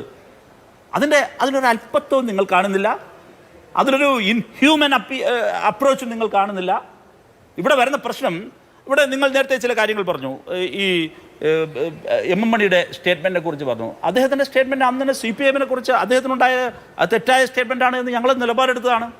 2, അത് മാത്രമല്ല, നിങ്ങൾ ഈ മറ്റു ചില കാര്യങ്ങൾ പറഞ്ഞു. ഈ ഫണ്ട് കൊടുത്തത് ഈ പറഞ്ഞ കാര്യങ്ങളുമായൊന്നും യാതൊരു ബന്ധവുമില്ലാത്ത കാര്യമാണ്. നിങ്ങളിതിൻ്റെ ടു ദി പോയിന്റ് വന്നാൽ ലളിതമായൊരു ക്വസ്റ്റ്യനാണ്. PMAY ഉപയോഗിച്ചുകൊണ്ട് ഇപ്പോൾ നിങ്ങൾ വേറൊരു കാര്യം പറഞ്ഞു, ഇതൊന്നുമല്ല പ്രശ്നം, കേരളത്തിലെ LDF-നെ സംബന്ധിച്ച് കേന്ദ്ര പദ്ധതികളൊന്നും ഇവിടെ നടപ്പിലാക്കാതിരിക്കാൻ വേണ്ടി പറയുന്നതാണ്. ഇതാണ് താങ്കളുടെ ഭാഗത്തിൻ്റെ മർമ്മം. അത് തെറ്റല്ലേ? ഇതേ PMAYയുടെ റൂറൽ ഒരു പ്രശ്നമില്ലാതെ കേരളത്തിൽ നടക്കുന്നുണ്ട്. ഇതേ PMAYയുടെ 1 ഇവിടെ നടന്നു, ഏത് അർബൻ്റെ 1 നടന്നു. തർക്കം വന്നത് എപ്പോഴാണ്? PMAY അർബൻ്റെ 2 പൊസിഷനിലേക്ക് 2ാം ഘട്ടത്തിലേക്ക് കടന്നപ്പോഴേക്കും അവർ പറഞ്ഞു MOU വേണം. ആ MOUവിൽ ആ കണ്ടതുപോലെ ബീഹാറിൽ നമ്മൾ കണ്ടതുപോലെ ഒരു വലിയ ബോർഡ് വീടിന് മുമ്പിൽ പ്രദർശിപ്പിക്കണം. അത് പറ്റില്ല സാറേ എന്ന് അങ്ങോട്ട് പറഞ്ഞു. അതിന്മേൽ മാത്രമേ തർക്കമുള്ളൂ. അപ്പോൾ എൻ്റെ ക്വസ്റ്റ്യൻ വളരെ ലളിതമാണ്. ഇന്ത്യൻ ഭരണഘടന ഒരു സ്റ്റേറ്റിൻ്റെ റെസ്പോൺസിബിലിറ്റിയാണ്. ആ സ്റ്റേറ്റിൻ്റെ റെസ്പോൺസിബിലിറ്റി സ്വീകരിക്കുമ്പോൾ ഇങ്ങനെ ചെയ്യാൻ പാടുണ്ടോ? ഞങ്ങൾ വേറൊരു കാര്യം കൂടി അങ്ങോട്ട് പറയാം. എന്താ ഞങ്ങളുടെ കേരളത്തിലെ LDF ഗവൺമെൻറ് പൊതു അപ്രോച്ച്? വീട്ടിലിത് പാടില്ല എന്ന് മാത്രമല്ല, നിങ്ങൾ ആലോചിച്ച് നോക്കൂ, കോളനി എന്ന പദത്തെ ഞങ്ങൾ ഇറാഡിക്കേറ്റ് ചെയ്തവരാണ്, ഞങ്ങളത് മാറ്റിയവരാണ്. അത് ഒരുതരം ബ്രാൻഡിങ് ആണ്. അത് മനുഷ്യൻ്റെ ഔന്നത്യത്തെ അത് ബാധിക്കും എന്ന് കണ്ടുകൊണ്ട് മാറ്റിയതാണ്. ഞങ്ങൾ സങ്കേതങ്ങളുമായി ബന്ധപ്പെട്ട് ഗോത്രവിഭാഗങ്ങൾ താമസിക്കുന്ന സ്ഥലങ്ങളിൽ അത് മാറ്റിയവരാണ്. ഇത് ഘട്ടം ഘട്ടമായി ഇന്ത്യയിൽ ഇത് മാറ്റുക എന്നുള്ളത് ഭരണഘടനാപരമായി ഇന്ത്യൻ ഭരണഘടന മുന്നോട്ട് വെക്കുന്ന സ്വപ്നങ്ങളാണ്. അങ്ങനെയല്ലേ ഇക്വാളിറ്റിയിലേക്ക് എത്തുക, അങ്ങനെയല്ലേ ഈ വിവേചനങ്ങളെ മാറ്റാൻ കഴിയുക. അതിനുവേണ്ടി ഞങ്ങൾ ശ്രമിക്കുമ്പോൾ നിങ്ങൾ ഒരു BJP ഗവൺമെൻറ് ഏകപക്ഷീയമായി ഇങ്ങനെ ബോർഡ് വെക്കണം, 72,000 രൂപ കൊടുത്ത് ഇപ്പുറത്ത് 1.5 ലക്ഷം രൂപ കൊടുത്തിട്ട് ബോർഡ് വെക്കാൻ പറയാണ്. ഞങ്ങൾ ബാക്കി മൊത്തം കേരളത്തിൽ അങ്ങ് മനസ്സിലാക്കേണ്ടത് PMAY അർബൻ ഞങ്ങൾ ചിലവഴിക്കുന്നത് 4 ലക്ഷം രൂപ പ്ലസ് ആണ്. 4 ലക്ഷം പ്ലസ് ആണ്. താങ്കൾ ബീഹാറിൽ കണ്ട മൊത്തം 2 ലക്ഷം രൂപ. 4 ലക്ഷം പ്ലസ് എങ്ങനെയാവുന്നേ? ഷെയറിൽ വ്യത്യാസമുണ്ടല്ലോ. അത് ഗ്രാമീണില് 60:40 ആണ്. അങ്ങനെയല്ല, അർബനില് 1.5 ലക്ഷവും ഗ്രാമീണില് അത് 60:40. 60 കേന്ദ്ര സർക്കാരിന്റെ, അതാണ് 72,000. 40 സംസ്ഥാന സർക്കാരിന്റെ. പിന്നെ അങ്ങനെയല്ല, ഞാൻ പറഞ്ഞുതരാം. അതെ അല്ല, അത് നോക്കിക്കോളൂ, കുഴപ്പമില്ല. നമുക്കൊരു ഇടവേളയ്ക്ക് ശേഷം പെട്ടെന്ന് വരാം. അത് നോക്കി എടുത്തോളൂ. അപ്പോഴേക്കും ഞാൻ ഒരു ഇടവേളയ്ക്ക് ശേഷം പെട്ടെന്ന് വരാം. ശ്രീ റഹീമിന് അത് വിശദീകരിക്കാനുണ്ട്, പക്ഷേ എനിക്ക് ശ്യാമിലേക്ക് പോവേണ്ടതുണ്ട്. ശ്രീ ശ്യാംരാജ്, ഈ വിഷയത്തിൽ നമ്മൾ മറ്റ് പല കാര്യങ്ങളിലേക്കും പോയി. അങ്ങനെ നമ്മൾ വേറെ കുറേ ചർച്ചയ്ക്ക് വേണ്ടി സമയം ചെലവഴിച്ചു. ശ്യാമിൻ്റെ കണക്ഷൻ വളരെ പെട്ടെന്ന് ശരിയാവും ഞാൻ വിചാരിക്കുന്നു. ചെറിയ ഓക്കെ ശ്യാം, നമ്മൾ മറ്റു പല വിഷയങ്ങളും ഒക്കെ ചർച്ച ചെയ്തു. പക്ഷേ ഞാൻ ക്ഷമിക്കണം, ശ്യാമിലേക്ക് എത്താൻ കഴിയുമെന്ന് ഞാൻ പ്രതീക്ഷിക്കുന്നു. ഞാൻ ഇത് മനഃപൂർവ്വമല്ല, വളരെ വളരെ ഖേദത്തോടെയാണ്. സാങ്കേതികമായി ചെറിയ പ്രശ്നമുണ്ട്. ശ്യാമിലേക്ക് ഞാൻ വരാൻ കഴിയുമെന്ന് തന്നെ ഞാൻ പ്രതീക്ഷിക്കുന്നു. ശ്രീ റഹീം, നമ്മൾ നേരത്തെ പറഞ്ഞ ഒരു ചോദ്യത്തിന് അങ്ങ് മറുപടി പറഞ്ഞില്ല. അത് ഹൈപ്പോത്തറ്റിക്കലാണ്. നേരത്തെ അദ്ദേഹം പറഞ്ഞതുപോലെ ഹൈപ്പോത്തറ്റിക്കലാണെന്ന് പറയാം. പക്ഷേ ഒപ്പിടേണ്ടി വരാത്തത് കൊണ്ട് നിങ്ങൾക്ക് ആ ഫണ്ട് കിട്ടി. ഒപ്പിടാതെ ഫണ്ട് കിട്ടില്ല എന്ന് വലിയൊരു പ്രതിസന്ധിയിൽ നിൽക്കുകയാണ് UDF സർക്കാർ. അങ്ങനെയല്ല, അതല്ല, ആദ്യത്തേതിൽ ഒപ്പിടേണ്ടി വന്നില്ല. നമ്മൾ MOU ഇല്ലാത്തതുകൊണ്ട് അതെ ഒപ്പിടേണ്ടി വന്നില്ല. രണ്ടാമത് MOU അവർ ഇൻസിസ്റ്റ് ചെയ്ത സമയത്ത് ഞങ്ങൾ അപ്പോൾ മുതൽ ബന്ധപ്പെട്ടുകൊണ്ട് നിൽക്കുകയാണ്. കേരള ഗവൺമെൻറ് ചെയ്യേണ്ടത് എന്താണ്? ഗവൺമെൻറ് തുടർച്ചയാണെന്ന് പറഞ്ഞല്ലോ. അവർ PM ശ്രീയിൽ പറയുന്നതാണ്, നിങ്ങൾ ഒപ്പിട്ട് പോയി, നിങ്ങളൊരു സമീപനം എടുത്തു കൊണ്ടുപോയി, അതുകൊണ്ട് ഗവൺമെന്റ് തുടർച്ചയാണ്, ഞങ്ങളെ ഒന്ന് പുറകോട്ട് പോകാൻ പറ്റില്ല. PMAയിലും അതേ സമീപനം ആ സ്കെയിൽ വെച്ചാൽ ഞാൻ ശ്യാമിലേക്ക് പോട്ടെ, ഇല്ലെങ്കിൽ നമുക്ക് ശ്യാമിന് സമയം കിട്ടില്ല. അതുകൊണ്ടാണ് ശ്യാം, ക്ഷമിക്കണം, ഒരു സാങ്കേതിക പ്രശ്നം മൂലമാണ് ഞാൻ ചോദിച്ചത്. നമ്മൾ മറ്റു വിഷയങ്ങളൊക്കെ പറഞ്ഞു, പക്ഷേ എന്തിനാണ് ഈ മുദ്രകുത്തൽ? ഇതില്ലാതെ നമ്മുടെ അവകാശം, നരേന്ദ്രമോദി പറയുന്നത് പോലെ അദ്ദേഹം പറയുന്നു, ഈ രാജ്യത്ത് ഓരോ പൗരനും അഭിമാനത്തോടെ തലയുയർത്തി പിടിച്ചു നിൽക്കാനുള്ള അവകാശം, അതിനുവേണ്ടി നിങ്ങൾ സംസാരിക്കേണ്ടത്. നമുക്ക് മറ്റു വിഷയങ്ങളൊക്കെ വിടാം. ഈ മുദ്ര അതൊരു അഭിമാനമായി എത്ര പേർക്ക് തോന്നും? ശ്രീജ, നമുക്ക് അതിനെക്കുറിച്ച് തീർച്ചയായിട്ടും ചർച്ച നടത്താവുന്നതാണ്. ഞങ്ങൾ ആ ചർച്ചയ്ക്കും അത്തരത്തിലുള്ള വാദങ്ങൾക്കൊന്നും അങ്ങനെ എതിർ പറയുന്നുണ്ട്. ഇതിനകത്ത് പ്രശ്നം പ്രായോഗികമായിട്ട് നമ്മൾ ചിന്തിച്ച് നോക്കും. ഇപ്പോൾ ആ സർക്കുലറിൽ തന്നെ പറഞ്ഞ് നിങ്ങളൊന്ന് അറിയിച്ചു നോക്കുക. അതിന് ഒരു പലതരത്തിലുള്ള പ്രശ്നങ്ങൾ ഉണ്ടാവാതിരിക്കാൻ, ഇതൊക്കെ നടന്നു പോകുന്നു എന്നൊക്കെ അറിയിക്കാൻ നമ്മുടെ ഇത്ര വലിയൊരു രാജ്യത്ത് നമുക്കൊരു മാർഗം വേണം. അപ്പോൾ നിങ്ങൾ കേരളത്തിലെ ലൈഫ് പദ്ധതിക്ക് കീഴിലുള്ള വീടുകളെ തന്നെ ഒരു ഉദാഹരണമാക്കി എടുത്തു നോക്കി. എത്രയോ വീടുകളാണ് പൂർത്തിയാകാതിരിക്കുന്നത്. ഒന്ന് സർക്കാർ പണം കൊടുക്കാതിരുന്നതും ഉണ്ടായിരുന്നു. 2 കോൺട്രാക്ടർമാർ ഇതേ വിഷയം, ഇപ്പോൾ കുറച്ചു മുമ്പ് നിങ്ങൾ പറഞ്ഞ അതേ ഉദാഹരണം കേരളത്തിൽ സംഭവിച്ചിട്ടുണ്ട്. എനിക്ക് നേരിട്ടറിയാം. അതായത് കോൺട്രാക്ടർമാർ പണം വാങ്ങിയിട്ട് വീട് പൂർത്തീകരിക്കാത്ത വീടുകൾ എനിക്ക് നേരിട്ടറിയാം. അപ്പോൾ ഇതിൻ്റെയൊക്കെ ഒരു പരിഹാരം എന്താണ്? നമുക്കൊരു ഇത്ര വലിയൊരു രാജ്യത്ത് ഇത്ര വലിയൊരു പോപ്പുലേഷൻ ഉള്ളവരെടുത്ത് 4-4.5 കോടിയോളം വരുന്ന വീടുകൾ നമ്മൾ നിർമ്മിച്ച് കൊടുക്കും എന്ന് പറയുമ്പോഴത്തേക്കൊരു പരിഹാരം എന്താണ്? ആ പരിഹാരം എന്നുള്ള രീതിയിലാണ് നമുക്ക് ഇങ്ങനെയൊരു, നമ്മൾ ഇത്ര വീടുകൾ നിർമ്മിച്ച് കൊടുത്തു, അല്ലെങ്കിൽ ഇത് സർക്കാരിൻ്റെ സഹായത്തോടെ, സ്റ്റേറ്റിൻ്റെയും സെൻട്രലിൻ്റെയും സഹായത്തോടെ, അതോടൊപ്പം തന്നെ തദ്ദേശ സ്ഥാപനങ്ങളുടെയൊക്കെ സഹായത്തോട് കൂടിയിട്ടാണ് നിർമ്മിച്ച് കൊടുത്തത് എന്നുള്ളൊരു കണക്ക് നമുക്ക് ആവശ്യമാണ്. അതല്ലെങ്കിൽ അത്തരത്തിലുള്ള ഒരു ഇടപെടൽ നമുക്ക് ആവശ്യമാണ്. അപ്പൊ ആ സമയത്ത് ഇത്തരത്തിലുള്ള കുറെ കാര്യങ്ങളോട് നമുക്ക് തീർച്ചയായിട്ടും കടന്നു പോകേണ്ടി വരും. നമ്മൾ ബീഹാറിൽ കണ്ട ആ വീടോ, അത് മുദ്രയുണ്ട്, ബോർഡുണ്ട്, പക്ഷെ ആ വീട് കംപ്ലീറ്റ് അല്ല. അങ്ങനെ ഉണ്ടായാലും അത് കംപ്ലീറ്റ് ആവണമെന്നില്ല, ഇല്ലെങ്കിൽ അത് കംപ്ലീറ്റ് ആവും. വീണ്ടും അല്ല, നിങ്ങൾ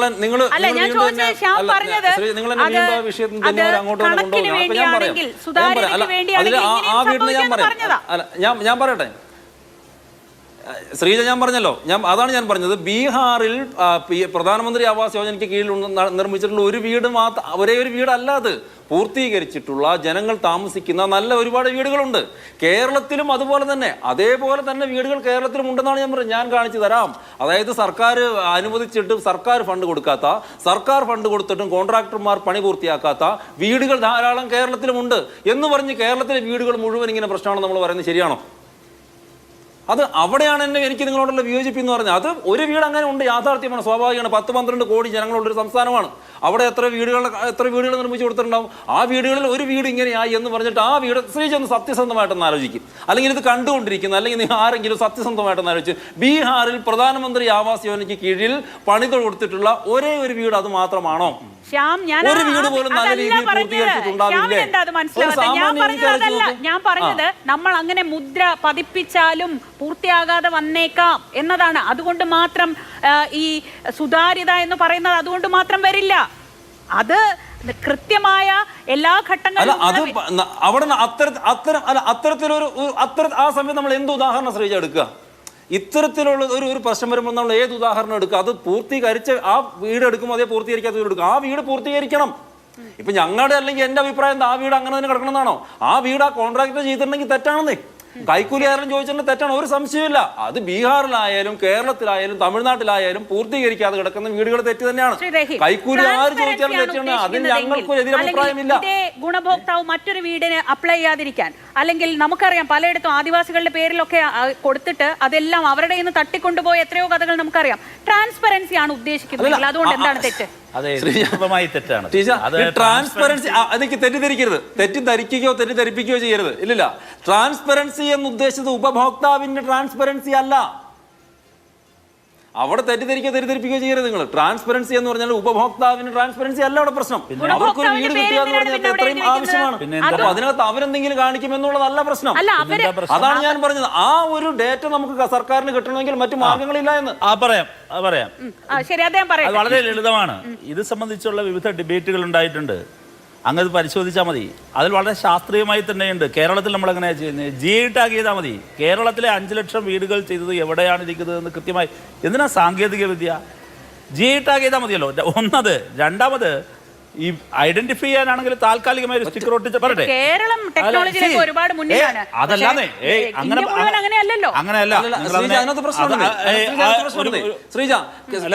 എന്റെ അവസരത്തിൽ ഞാനൊന്ന് സംസാരിച്ചോട്ടെ. അങ്ങ് പറയുന്നതിനകത്ത് ഒരു യുക്തിയുമില്ല. ഒരു കാര്യം സംഭവിച്ചല്ലോ, കേരളം ഡബിൾ എഞ്ചിൻ സർക്കാർ എന്നുള്ളതുപോലെ അല്ലെ ഏക എഞ്ചിൻ സർക്കാർ ആയതുകൊണ്ട് കേരളം മര്യാദയ്ക്ക് വൃത്തിക്ക് വെടുപ്പിന് മറ്റേത് സംസ്ഥാനത്തേക്കാൾ മുന്നിലാണ് എന്നിപ്പോ ഒരു സമ്മതിച്ചല്ലോ. ഇൻ ടേംസ് ഓഫ് ടെക്നോളജി ഒരു കാര്യം ശ്രദ്ധിക്കൂ, നിങ്ങളൊരു കാര്യം ശ്രദ്ധിക്കൂ. കേരളത്തിൽ നിങ്ങൾക്ക് ഇതിനകത്ത് 2 പ്രശ്നങ്ങളാണുള്ളത്. ഒന്ന്, വീട് വെക്കുന്നതിനെ കുറിച്ച് നിങ്ങൾ പറയുന്നു. അപ്പോൾ കേന്ദ്ര സർക്കാർ വെറും പാവങ്ങൾക്ക് 72,000 രൂപ എടുത്തിട്ട് ഇന്ത്യയിൽ വീട് വെക്കാൻ പറയുന്നത് തെറ്റാണ് എന്നെങ്കിലും BJP സമ്മതിക്കണം. രണ്ടാമതൊന്ന്, അർബൻ മേഖലയിൽ 1.5 ലക്ഷം മാത്രം വെച്ച് കൊടുക്കുന്നത് തെറ്റാണ്, അത് പോരാ എന്നെങ്കിലും മാന്യമായി തുറന്നു പറയാൻ BJP തയ്യാറാകണം. 3, ഇതെല്ലാം കൊടുത്തിട്ട്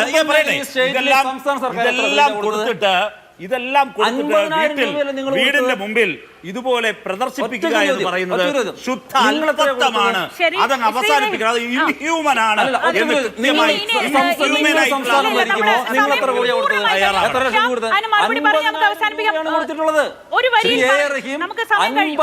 $50,000 രൂപയാണ് നിങ്ങൾ കൊടുത്തിട്ടുള്ളത്. എവിടെ കൊടുത്തു? ഗ്രാമീണ മേഖലയിൽ കേരളത്തിൽ 4 ലക്ഷം രൂപയാണ് കൊടുക്കുന്നത്. ഞങ്ങൾ അല്ലെന്ന് നഗരത്തിലും 4ആണ്. ഈ സർക്കുലറിൽ തന്നെ പറയുന്നുണ്ടല്ലോ 1.5 ലക്ഷം കേന്ദ്ര സർക്കാർ, 1 ലക്ഷം സ്റ്റേറ്റ് എന്ന ഈ PMAY അർബൻ ഷെയറിന്റെ കാര്യത്തിൽ ആ സർക്കുലറിൽ തന്നെ പറയുന്നില്ലേ ശ്രീ ശ്യാംരാജ്? അത് മാത്രമല്ല, ഇനിയുണ്ട് 2.5 ലക്ഷം. എത്രയാ കൊടുത്തത്? കഴിഞ്ഞ തവണ കൊടുത്തത് എത്രയാ? എന്തെങ്കിലും പറയാതിരിക്കും. അങ്ങ് പറയുന്നത് ആളുകൾ താങ്കൾ പറയുന്നത് പൂർണ്ണമായി വസ്തുതാപരമായ തെറ്റാണ്. അങ്ങ് മനസ്സിലാക്കേണ്ടത് കേരളത്തിൽ അങ്ങ് മനസ്സിലാക്കണം, കേരളത്തിൽ ഗ്രാമീണ മേഖലയിൽ 4ഉം അതോടൊപ്പം തന്നെ 2 ഇതിലും 4ആണ് കൊടുക്കുന്നത്. പ്ലസ് ഏറ്റവും അതീവ ദുർഘട ഘടകങ്ങളിൽപ്പെടുന്ന ആദിവാസി വിഭാഗങ്ങളിൽപ്പെട്ടവർക്ക് 6 ലക്ഷം പ്ലസ് കിട്ടുന്നുണ്ട്. മനസ്സിലായല്ലോ? അങ്ങനെയാണ് ഇന്ത്യയിൽ. ഞാൻ 2ലും ഇനി അർബനിൽ വരുമ്പോഴും 4 പ്ലസിലേക്ക് പോകും. ഇതിനകത്ത് വരുന്നൊരു കാര്യം ഞാൻ വളരെ കൃത്യമായി പറയുന്നു, ഇന്ത്യയിൽ ഇത് എത്ര വൃത്തിക്കും വെടുപ്പിനും നടക്കുന്ന ഒരു സ്റ്റേറ്റാണത്. ഇനി അങ്ങയുടെ ഒരു കാര്യം കൂടി പ്രേക്ഷകരോട് ശ്രദ്ധയിൽ പറയുന്നു. എന്താണ് PMAYയും ലൈഫും തമ്മിലെ വ്യത്യാസം? PMAY ഒറ്റ കാര്യമുള്ളൂ. ലൈഫ് എന്ന് പറയുന്നത് വീടില്ലാത്ത മുഴുവൻ പേർക്കും വീട് വെച്ചു കൊടുക്കലാണ്. കേരളത്തിൽ ലൈഫിന്റെ കണക്ക് 5 ലക്ഷത്തിലധികം ഞങ്ങൾ പൂർത്തീകരിച്ചത് പറയുമ്പോൾ പുനർഗേഹം പദ്ധതിയിൽ വെച്ച ഒരു വീടും അതിൽ കണക്കാക്കപ്പെടുന്നില്ല. ഇനി അടുത്ത് കാണേണ്ടത് വലിയ ഫ്ളാറ്റുകൾ. ഇതിന് പുറമെയാണ് നിങ്ങൾ കാണണം, ലൈഫിൽ വലിയ ഫ്ലാറ്റ് സമുച്ചയങ്ങൾ നിങ്ങൾ കണ്ടു. ഭൂമിയില്ലാത്തവർക്ക് ഭൂമി വാങ്ങുന്നതിന് വേണ്ടി പ്രത്യേക പൈസയുണ്ട്. വീട് വെക്കുന്നുണ്ട്. വീടില്ലാത്ത മുഴുവൻ പേർക്കും വീടുണ്ടാക്കി കൊടുക്കണമെന്ന LDF സർക്കാരിന്റെ ലൈഫ് എന്ന പദ്ധതിയെ UDF തകർക്കുകയാണ്. അത് തകർക്കരുത്. കഴിഞ്ഞ സർക്കാർ പറയുന്നുണ്ടെങ്കിൽ അതിൽ PMAY പദ്ധതി പ്രകാരം 1.6 ലക്ഷം വീടുകൾ PMAY പദ്ധതി പ്രകാരം അർബൻ മേഖലയിലും അതിൽ ആണ്. അതെ, 1.28 ലാക്സ് അർബനും 36,000 റൂറലുമാണ്. അപ്പൊ അതിൽ PMAYയും ഉണ്ട്. 5 ലക്ഷം എന്ന നിങ്ങളുടെ അവകാശത്തിൽ PMAY ഉൾപ്പെടുന്നുണ്ട്. PMAY 72,000 തന്നിട്ടുള്ളത് എത്രയാണെന്ന് പറയണം. ഞാനും ശ്രീജയും കൂടി ഷെയർ ഇടുന്നു. ഞാൻ 1 രൂപയും ശ്രീജ 99 രൂപ ഇട്ടിട്ട് 5 ലക്ഷം